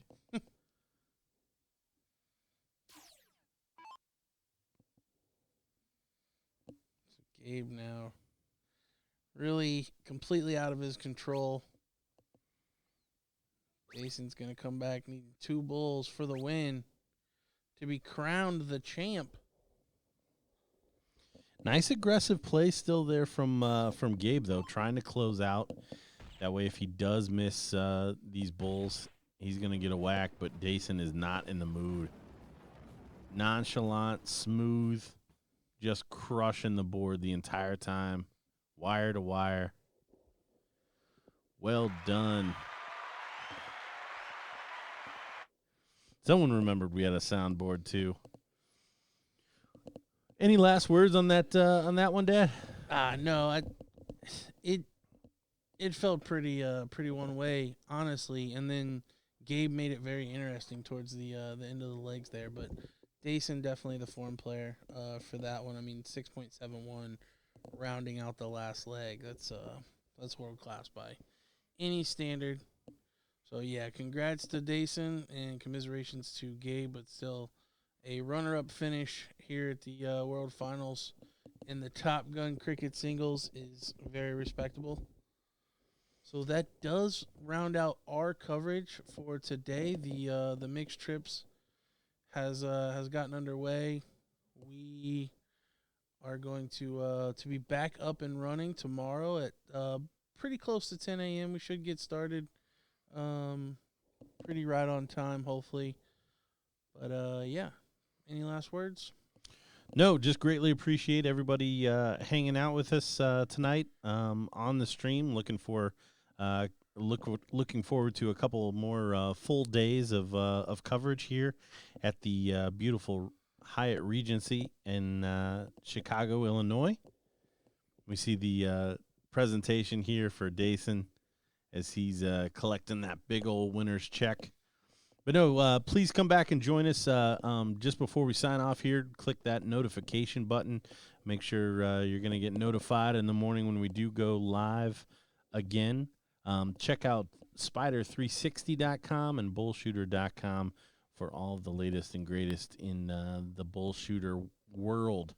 If you're not here with us, we wish you were. We look forward to spending the day with you tomorrow. All right. Take care.